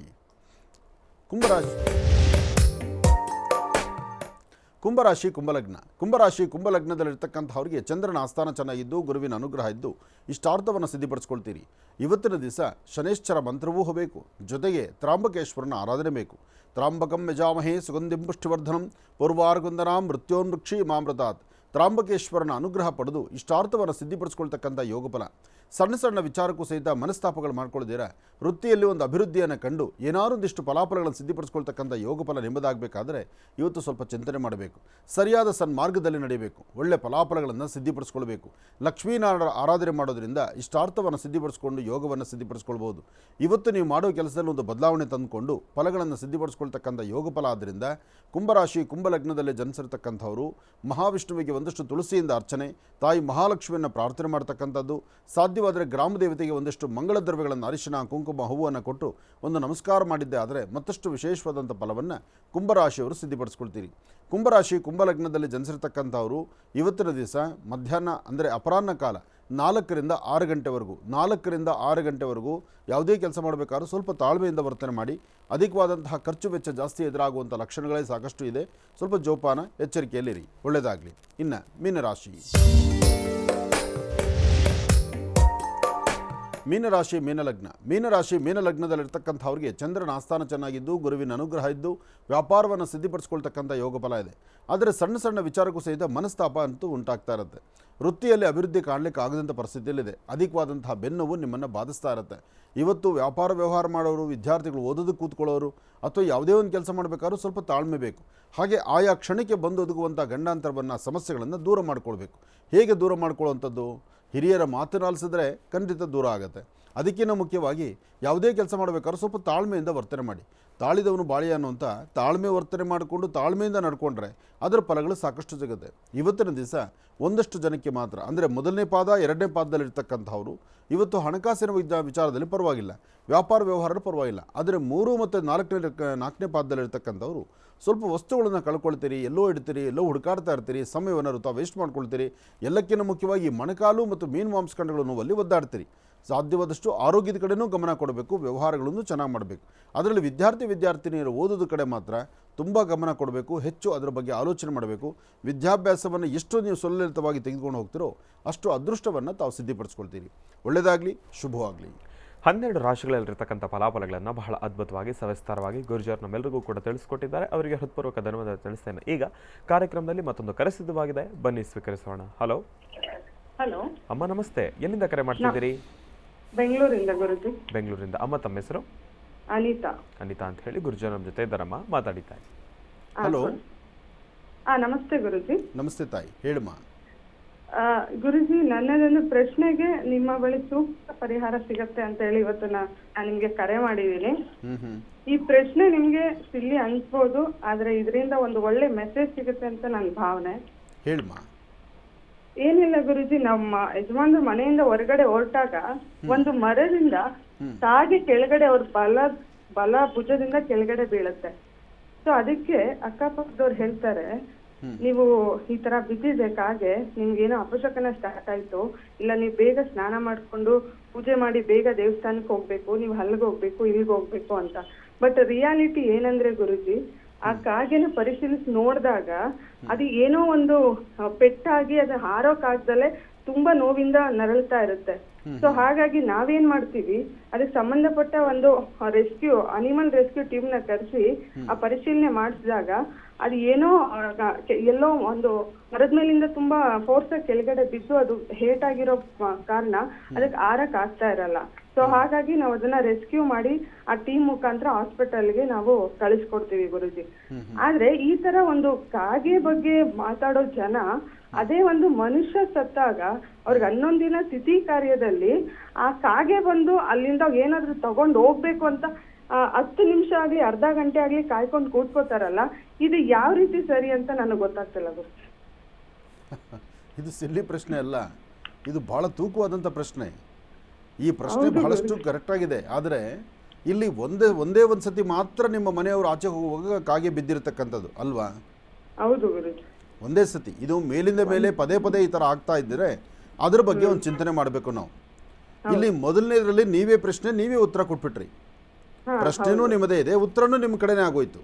ಹೇಗೆ ಅಂದರೆ, ಕಾಗೆ ಹಾರ್ಲಿಕ್ಕೆ ಆಗದಿರ ಅದು ಪೆಟ್ಟಾಗಿರೋದ್ರಿಂದ ಕಾಗೆ ಅದು ಯಾವಾಗ ತನ್ನ ಕೊಂಬೆ ಮೇಲೆ ಕೂತ್ಕೊಂಡು ಬಲವಾಗಿ ಹಾರುವಾಗ ಹಾರ್ಲಿಕ್ಕೆ ಶಕ್ತಿ ಆಗಲಿಲ್ವೋ ಅವಾಗ ಜಾರು ಬೀಳ್ತದೆ. ಆ ಬಿದ್ದದ್ದಕ್ಕೂ ನಿಮ್ಮ ಮನೆಯವರು ಆಚೆ ಬಂದದ್ದಕ್ಕೂ ಒಂದೇ ಸಮಯ ಇತ್ತಲ್ಲ, ಹಾಗಾಗಿ ವ್ಯತ್ಯಾಸ, ಅದು ದೋಷ ಅಲ್ಲ. ಆಮೇಲೆ ಸಂಪೂರ್ಣವಾಗಿ ಶಕ್ತಿವಂತವಾಗಿರ್ತಕ್ಕಂಥ ಕಾಗೆ ಏನಾದರೂ ನಿಮ್ಮ ಮನೆಯವರ ಹೆಗಲು ಮುಟ್ಟಿದ್ರೆ ಅದು ದೋಷ ಅಂತ ಹೇಳ್ಬೋದಾಗಿತ್ತು. ಆದರೆ ಅದು ಅನಾರೋಗ್ಯ ಪೀಡಿತವಾಗಿದ್ದು ಸಮಸ್ಯೆ ಹೊತ್ತಿರತಕ್ಕಂಥ ಕಾಗೆ. ಆ ಸಮಸ್ಯೆಗೆ ನೀವು ಪರಿಹಾರವನ್ನು ನೀವು ಇಲ್ಲಿ ನಿಮ್ಮ ಮನೆಯವ್ರಿಗೆ ಶಾಂತಿ ಮಾಡಿಸ್ಕೊಳ್ಳೋದಕ್ಕಿನ್ನ ಆ ಕಾಗೆಯ ಸಂರಕ್ಷಣೆಯಲ್ಲಿ ಮುಂದಾದ್ರಲ್ಲ, ನಿಮಗೆ ನೀವು ಮಾಡಿರತಕ್ಕಂಥ ದೊಡ್ಡ ಒಂದು ಕೆಲಸಕ್ಕೆ, ನೀವು ಮಾಡಿರ್ತಕ್ಕಂಥ ಒಂದು ದೊಡ್ಡ ಸೇವೆಗೆ ಅದು ಮತ್ತೊಂದು ಸರಿಸಮಾನ ಅಲ್ವೇ ಅಲ್ಲ. ಮೊದಲು ಕಾಗೆ ಅನ್ನೋದನ್ನು ಬಿಟ್ಟು ಒಂದು ಪ್ರಾಣಿ ಪಕ್ಷಿಗಳ ಸಂರಕ್ಷಣೆ ಮಾಡೋದ್ರಲ್ಲಿ ನೀವು ಮುಂದಾಗ್ಬಿಟ್ಟಿದ್ದೀರಿ. ಹಾಗಿರುವಾಗ ನೀವು ಭಗವಂತನಿಗೆ ಭಾಳ ಹತ್ತಿರ ಆದ್ರಿ. ಯಾಕೆಂದರೆ ಯಾವುದೇ ಒಂದು ಪ್ರಾಣಿ ಪಕ್ಷಿ ಜೀವ ಇರುವ ತನಕ, ಜಲಚರಗಳಾಗಲಿ ಪ್ರಾಣಿ ಪಕ್ಷಿ, ನಾನು ಮೊನ್ನೆ ಒಂದು ಕಾರ್ಯಕ್ರಮದಲ್ಲಿ ಹೇಳಿದೆ, ಈ ಕೋಪ ಬಂದಾಗ ಕೆಲವರು ಹೊಡೆದಾಡ್ತಾ ಇರ್ತಾರಲ್ಲಮ್ಮ, ಹೊಡೆದಾಡೋದು ಯಾರ ಮೇಲೆ ಗೊತ್ತಾ? ಕೈಲಾಗದಿದ್ದ ಮೇಲೆ ಕೈ ಮಾಡೋದು, ಕೈಲಾಗದಿರ ಇರ್ತಕ್ಕಂಥವ್ರ ಮೇಲೆ ಕೈ ಮಾಡ್ತಕ್ಕಂಥದ್ದು. ಅದೇ ಒಬ್ಬ ಬಲವಾಗಿರ್ತಕ್ಕಂಥ ವ್ಯಕ್ತಿ ಹತ್ರ ಹೋಗಿ ನಿಂತ್ಕೊಂಡಾಗ ನಡ್ಗಕ್ಕೆ ಶುರುವಾಗ್ತಾರೆ, ಅಲ್ಲಿ ಕೈ ಎತ್ತಲ್ಲ, ತಲೆ ಬಗ್ಸಿ ನಿಂತ್ಕೋತಾರೆ. ಇದು ನಮ್ಮ ಮೂರ್ಖ ಜನ, ನಮ್ಮವ್ರು ಮಾಡುವಂಥ ತಪ್ಪುಗಳಿದು. ಹಾಗಾಗಿ ನೀವು ಮಾಡಿರ್ತಕ್ಕಂಥದ್ದು ನಿಜಕ್ಕೂ ಅಮೂಲ್ಯವಾದಂಥ ಕೆಲಸ. ಇನ್ನು ಎರಡನೇದ ಬಗ್ಗೆ ಮಾತಾಡಿದ್ರಲ್ಲ, ಕಾಗೆ ಬಂದು ಆಹಾರ ಪಿಂಡ ಪ್ರದಾನವನ್ನು ಮನುಷ್ಯ ತನ್ನ ಪಿತೃದೇವತೆಗಳು ಇಟ್ಟಂಥ ಪಿಂಡ ತಿನ್ನಲಿಲ್ಲ ಅಂದರೆ ಕಣ್ಣೀರು ಹಾಕ್ಕೊಂಡು, ಅಯ್ಯೋ ನಮ್ಮ ತಂದೆ ಬರಲಿಲ್ಲ, ನಮ್ಮ ಅಜ್ಜಿ ಬರಲಿಲ್ಲ, ನಮ್ಮ ತಾತ ಬರಲಿಲ್ಲ, ನಮ್ಮ ಅಮ್ಮ ಬರಲಿಲ್ಲ ಅಂತ ನಾವು ಅಳ್ತೀವಲ್ವ. ಇದು ಸತ್ಯ. ಯಾಕೆಂದರೆ ಕಾಗೆಗೆ ಅಂತಹ ಅದ್ಭುತವಾದಂಥ ಶಕ್ತಿ ಇದೆ, ಅಂಥ ಗುಣ ಇದೆ. ಕಾಗೆ ಒಂದು ಮಾತ್ರ ತಾನು ತಿನ್ನುವ ಅನ್ನವನ್ನು 4 ಜನಗಳನ್ನು ಕರೆದು ಕೂತು ಊಟ ಮಾಡಿಸೋವಂಥ ಒಂದು ಗುಣ ಕಾಗೆಗಿದೆ. ಆದರೆ ಕಾವು ಅಂತಿರುತ್ತಲ್ಲ, ಇದು ಯಾವುದು ನಿಂದಲ್ಲ, ಮುಂದೇನೂ ನೀನು ಸಿಗುವಂಥದ್ದು ಇಷ್ಟರಲ್ಲೇ ಇರುತ್ತೆ. ಇವತ್ತು ನನ್ನ ಬದುಕೇನಿದೆ, ನಾಳೆ ನಿನ್ನ ಬದುಕಿದು ಅಂತ ತೋರಿಸೋಂಥ ಗುಣ ಆ ಕಾಗೆಯ ಶಬ್ದದಲ್ಲಿದೆ. ಇದನ್ನು ನಾವು ಅರ್ಥ ಮಾಡ್ಕೋಬೇಕು. ಅದರಿಂದ ಆ ಪ್ರಾಣಿ ದೋಷ ಅಲ್ಲ, ಆ ಪ್ರಾಣಿ ಯಾವತ್ತೂ ಮೋಸನೂ ಅಲ್ಲ. ಆ ಪಕ್ಷಿಗೆ ತನ್ನದೇ ಆದಂಥ ಶಕ್ತಿ ಇದೆ. ನಾವು ಹಿಂದಿನಿಂದ ಅದನ್ನು ಒಂದಷ್ಟು ಭಯ ಹಿಡಿಸ್ಕೊಂಡು, ಯಾರೋ ಭಯ ಹಿಡಿಸಿರೋದನ್ನು ಕೇಳಿಕೊಂಡು ಬಂದಿರೋದ್ರಿಂದ ಹಿಂಗೆಲ್ಲ ಆಗ್ತಿದೆ. ಇವತ್ತೆಲ್ಲರ ಮನಸ್ಸಲ್ಲಿರ್ತಕ್ಕಂಥ ಗೊಂದಲ ದೂರ ಆಗಿದೆ ಅಂತ ನಾನು ತಿಳ್ಕೊಂಡಿದ್ದೇನೆ. ಒಳ್ಳೆಯದಾಗಲಿ, ಶುಭವಾಗಲಿ. ಇನ್ನು ಬಹಳ ವಿಶೇಷವಾಗಿ ಇಷ್ಟು ಹೊತ್ತಿನವರೆಗೂ ಕೂಡ ಸಾಕಷ್ಟು ಮಹತ್ವಪೂರ್ಣ ಮಾಹಿತಿಯನ್ನು ತಿಳ್ಕೊಂಡಿದ್ದಾಯಿತು, ಕರೆಗಳಿಗೂ ಕೂಡ ಉತ್ತರವನ್ನು ಕೊಡ್ತಾನೆ ಬಂದಿದ್ದಾಯಿತು. ಇನ್ನು ಈಗ ಮಹರ್ಷಿವಾಣಿ ಕಾರ್ಯಕ್ರಮಕ್ಕೆ ಕರೆಯನ್ನು ಮಾಡೋದ್ರ ಜೊತೆಗೆ ಸಾಕಷ್ಟು ಜನ ಪತ್ರವನ್ನು ಕೂಡ ಬರೀತಾ ಇರ್ತಾರೆ. ಹಾಗಾಗಿ ಪತ್ರಗಳನ್ನು ಕೂಡ ಸ್ವೀಕರಿಸ್ತಕ್ಕಂಥ ಸಮಯ ಇದೀಗ. ಈಗ ಪ್ರಾರಂಭವನ್ನು ಮಾಡೋಣ ಚಕ್ಷುರ್ಮತಿ. ಬಹಳ ವಿಶೇಷವಾಗಿ ಗುರುಗಳೇ, ಕಾರ್ಯಕ್ರಮಕ್ಕೆ ಒಬ್ಬರು ಪತ್ರವನ್ನು ಕೂಡ ಬರೆದಿದ್ದಾರೆ, ಚಕ್ಷುರ್ಮತಿಯನ್ನು ಕೂಡ ಇದೆ, ಕಣ್ಣಿನ ಫೋಟೋ ರೇಖೆಯನ್ನು ಕೂಡ ಕಳಿಸಿದ್ದಾರೆ, ಜೊತೆಗೆ ರಾಯರ ಪ್ರಸಾದವನ್ನು ಕೂಡ ಕಳಿಸಿದ್ದಾರೆ. ಗುರುಗಳೇ, ಗುರು ರಾಘವೇಂದ್ರ ರಾಯರ ಫೋಟೋ ಬಹಳ ಆನಂದವಾಗಿದೆ. ಗುರು ರಾಘವೇಂದ್ರ ಪೂಜ್ಯಾಯ ರಾಘವೇಂದ್ರಾಯ ಸತ್ಯಧರ್ಮರತಾಯ ಚಾಂ ಜತಾಂ ಕಲ್ಪವೃಕ್ಷಾಯ ನಮತಾಂ ಕಾಮಧೇನುವೆ. ಗುರು ರಾಘವೇಂದ್ರ ಸ್ವಾಮಿಗಳವರ ಅನುಗ್ರಹ ರಾಜ್ಯದ ದೇಶದ ಸಮಸ್ತರ ಮೇಲೂ ಇರಲಿ. ಗುರು ರಾಘವೇಂದ್ರ ಗುರುಳೆ ಕಣ್ಣಿನ ರೇಖೆಯನ್ನು ಕಳಿಸಿದ್ದಾರೆ. ಅದ್ರ ಹಿಂದಗಡೆ ಅವ್ರ ಹೆಸರು ಕೂಡ ಇದೆ ಗುರುಳೆ, ಡೇಟ್ ಆಫ್ ಬರ್ತ್ ಕೂಡ ಇದೆ. ಹೆಸರು ಎಲ್ಲೂ ಹೇಳೋದು ಬೇಡ ಅಂತ ಹೇಳಿದ್ದಾರೆ ಗುರುಗಳೇ. ಡಾಕ್ಟರ್ ಮಹರ್ಷಿ ಆನಂದ್ ಗುರುಜಿರವರಿಗೆ ಕೋಟಿ ನಮಸ್ಕಾರಗಳು. ಗುರುಜಿ, ನನ್ನ ಮಗಳ ಹುಟ್ಟಿದ ದಿನಾಂಕ 7/4/2006 ಸಂಜೆ 5:30ಕ್ಕೆ. ಇವರು ವಿದ್ಯಾಭ್ಯಾಸದಲ್ಲಿ ಇವರು ವೈದ್ಯರಾಗಬೇಕು ಎಂಬತಕ್ಕಂಥ ಒಂದು ಮಹದಾಸೆಯಿಂದ PUC ನಂತರ ನೀಟ್ ಕೋಚಿಂಗ್ಗೆ ಕೂಡ ಇವಾಗ ಹೋಗ್ತಾ ಇದ್ದಾರೆ ಗುರುಗಳೇ. ಅವರ ಕಣ್ಣಿನ ರೇಖೆಯನ್ನು ನಾನು ಕಳಿಸ್ಕೊಟ್ಟಿದ್ದೇನೆ. ದಯವಿಟ್ಟು ಅವಳ ಮುಂದಿನ ಭವಿಷ್ಯ ಹೇಗಿದೆ, ವಿದ್ಯಾಭ್ಯಾಸ ಹೇಗಿದೆ, ಭವಿಷ್ಯತ್ತು ಹೇಗಿದೆ, ದಯವಿಟ್ಟು ತಿಳಿಸ್ಕೊಡಿ ಗುರುಜಿಯವರೇ. ನಿಮ್ಮ ಆಶೀರ್ವಾದ ಸದಾಕಾಲ ನಮ್ಮ ಮೇಲೆ ಇರಲಿ ಅಂತ ನಾನು ಭಾವಿಸ್ತಾ ಇದ್ದೇನೆ ಗುರುಗಳೇ ಅಂತ ಹೇಳಿ ಪತ್ರವನ್ನು ಬರೆದಿದ್ದಾರೆ ಗುರುಗಳೇ. ಆಗ್ಬೋದು. ಈಕೆ ಕಣ್ಣರೇಖೆ ಚೆನ್ನಾಗಿದೆ, ಭಯಪಡುವಂಥದ್ದಿಲ್ಲ. ಶ್ರಮಪಟ್ಟು ಸ್ವಲ್ಪ ಮಟ್ಟಿಗೆ ಅಭ್ಯಾಸ ಕ್ರಮದಲ್ಲಿ ಸರಿಯಾದ ರೀತಿ ತೆಗೆದುಕೊಂಡ್ರೆ ಖಂಡಿತ ಹೆಚ್ಚಿನ ಫಲಾಫಲಗಳನ್ನು ಸಿದ್ಧಪಡಿಸ್ಕೊಳ್ಬೋದು. ಯಾಕೆಂದರೆ ಕಣ್ಣಿನ ರೇಖೆಯಲ್ಲಿ ಬುಧ ಮತ್ತು ಚಂದ್ರ ಇರ್ತಕ್ಕಂಥ ಆಸ್ಥಾನ, ಗುರು ಮತ್ತು ಶುಕ್ರ ಇರ್ತಕ್ಕಂಥ ಆಸ್ಥಾನ ಚೆನ್ನಾಗಿದೆ. ಬಲಗಣ್ಣಿನ ರೇಖೆಯಲ್ಲಿ ಇರ್ತಕ್ಕಂತಹ ಯೋಗ ಫಲ ಚೆನ್ನಾಗಿದೆ. ಎಡಗಣ್ಣಿನ ರೇಖೆ ಪ್ರಕಾರ ಅಂದುಕೊಂಡಿದ್ದನ್ನು ಸಾಧನೆ ಮಾಡುವಂಥ ಹಠ ಇದೆ. ಯಾವುದೇ ಒಬ್ಬ ಹೆಣ್ಮಗಳಿಗಾದರೂ ವಿದ್ಯಾಭ್ಯಾಸ ಕಾಲದಲ್ಲಿ ಹಠದಿಂದ, ಛಲದಿಂದ ನಾನು ಮುಂದೆ ಬರಬೇಕು, ನಾನು ಏನೋ ಸಾಧನೆ ಮಾಡಬೇಕು, ನಾನು ವಿದ್ಯಾವಂತಳಾಗಬೇಕು ಎಂಬತಕ್ಕಂಥ ಚಿಂತನೆ ಇದ್ದರೆ ಖಂಡಿತ ಅದು ಸಾಧನೆ ಆಗೇ ಆಗುತ್ತೆ. ಅಂತಹ ಚಿಂತನೆಯನ್ನು ಒಳಗೊಂಡಿರ್ತಕ್ಕಂಥ ಈ ಕಣ್ಣುಗಳೋದ್ರಿಂದ ನೀವು ಭಯಪಡೋ ಅವಶ್ಯಕತೆ ಇಲ್ಲ. ಈ ಮಗುನ ಇನ್ನಷ್ಟು ಚೆನ್ನಾಗಿ ಓದಲಿ, ಅವಳು ಚೆನ್ನಾಗಿ ಓದಲಿ, ಅವಳು ಡಾಕ್ಟರ್ ಆಗಲಿ. ಹಾಗೆ ಅವಳ ಮುಂದಿನ ಜೀವನದಲ್ಲೂ ಸಹಿತ ಸಾಕಷ್ಟು ಒಳಿತನ್ನು ಕಾಣ್ತಾಳೆ. ಒಳ್ಳೆ ಭವಿಷ್ಯತ್ತಿದೆ, ಧೈರ್ಯವಾಗಿರ್ಬೋದು. ಗುರು ರಾಯರ ಸಂಪೂರ್ಣ ಅನುಗ್ರಹ ಇದೆ. ಒಳ್ಳೆಯದಾಗಲಿ, ಶುಭವಾಗಲಿ. ಗುರುಗಳೇ, ಮತ್ತೊಬ್ಬರು ಅರಿಶಿನ ಕುಂಕುಮವನ್ನು ಕಳಿಸ್ಕೊಟ್ಟಿದ್ದಾರೆ ಗುರುಗಳೇ. ಆದರೆ ಪತ್ರವನ್ನೇನು ಬರೆದಿಲ್ಲ. ಆದರೆ ಕಣ್ಣಿನ ರೇಖೆ ಹಿಂದೆಗಡೆ ಅವರ ಹೆಸರನ್ನು ಬರೆದಿದ್ದಾರೆ ಅಷ್ಟೇ ಗುರುಗಳೇ. ಹೆಸರಿಲ್ಲ, ಆದರೆ ಫೋಟೋ ಇದೆ. ಚರಿತ್ರೆ ಏನು ಸಮಸ್ಯೆ ಏನು ಬರೆದಿಲ್ಲ ಗುರುಗಳೇ. ಆದರೆ ಅದ್ರ ಹಿಂದೆಗಡೆ ಅವರ ಹೆಸರು ಬರೆದಿದ್ದಾರೆ ಗುರುಗಳೇ ಅಷ್ಟೇ. ಎಲ್ಲಕ್ಕಿಂತ ಮುಖ್ಯವಾಗಿ ಮಂಗಳ ದ್ರವ್ಯ ಕಳಿಸಿದಿರಲ್ಲ, ಅರಿಶಿನ ಕುಂಕುಮ ಕಳಿಸಿದಿರಲ್ಲ. ಒಳ್ಳೆಯದಾಗಲಿ, ಶುಭವಾಗಲಿ. ಅರಿಶಿನ ಕುಂಕುಮ ಇದು ಬಹಳ ವಿಶೇಷ. ಇದಕ್ಕಿರುವಂತಹ ತಾಕತ್ತೇ ಬೇರೆ. ಒಳ್ಳೆಯದಾಗಲಿ. 4 ಪಾಕೆಟ್ ಅರಿಶಿನ, 4 ಪಾಕೆಟ್ ಕುಂಕುಮ. ಹೌದು ಗುರುಗಳೇ. ಅದರ ಮಧ್ಯದಲ್ಲಿ ಇವರು 2 ಫೋಟೋ ಕಳಿಸಿದ್ದಾರೆ. ಹೌದು ಗುರುಗಳೇ. ಆದರೆ ಇದು ಈ ಕಾರ್ಯಕ್ರಮ ಅವರು ವೀಕ್ಷಣೆ ಮಾಡ್ತಿದ್ದಾರೋ ಇಲ್ಲೋ ಅಂತಲೂ ಗೊತ್ತಿಲ್ಲ. ಇರಲಿ. ಚೈತ್ರ ಮತ್ತು ದಿನೇಶ್ ಅಂತ ಇದೆ. ಒಳ್ಳೆಯದಾಗಲಿ, ಶುಭವಾಗಲಿ. ನೀವು ಕಳಿಸಿರುವಂಥ ನಿಮ್ಮ ಕಣ್ಣರೇಖೆ ನಿಮ್ಮ ಆರೋಗ್ಯವನ್ನು ತೋರಿಸುತ್ತೆ. ಆರೋಗ್ಯ ಚೆನ್ನಾಗಿರಲಿ, ಒಳ್ಳೆಯದಾಗಲಿ, ಶುಭವಾಗಲಿ. ತಾವು ಅಂದುಕೊಂಡ ಎಲ್ಲ ಕೆಲಸ ಕಾರ್ಯಸಿದ್ಧಿ ಆಗಲಿ, ಒಳ್ಳೆಯದಾಗಲಿ.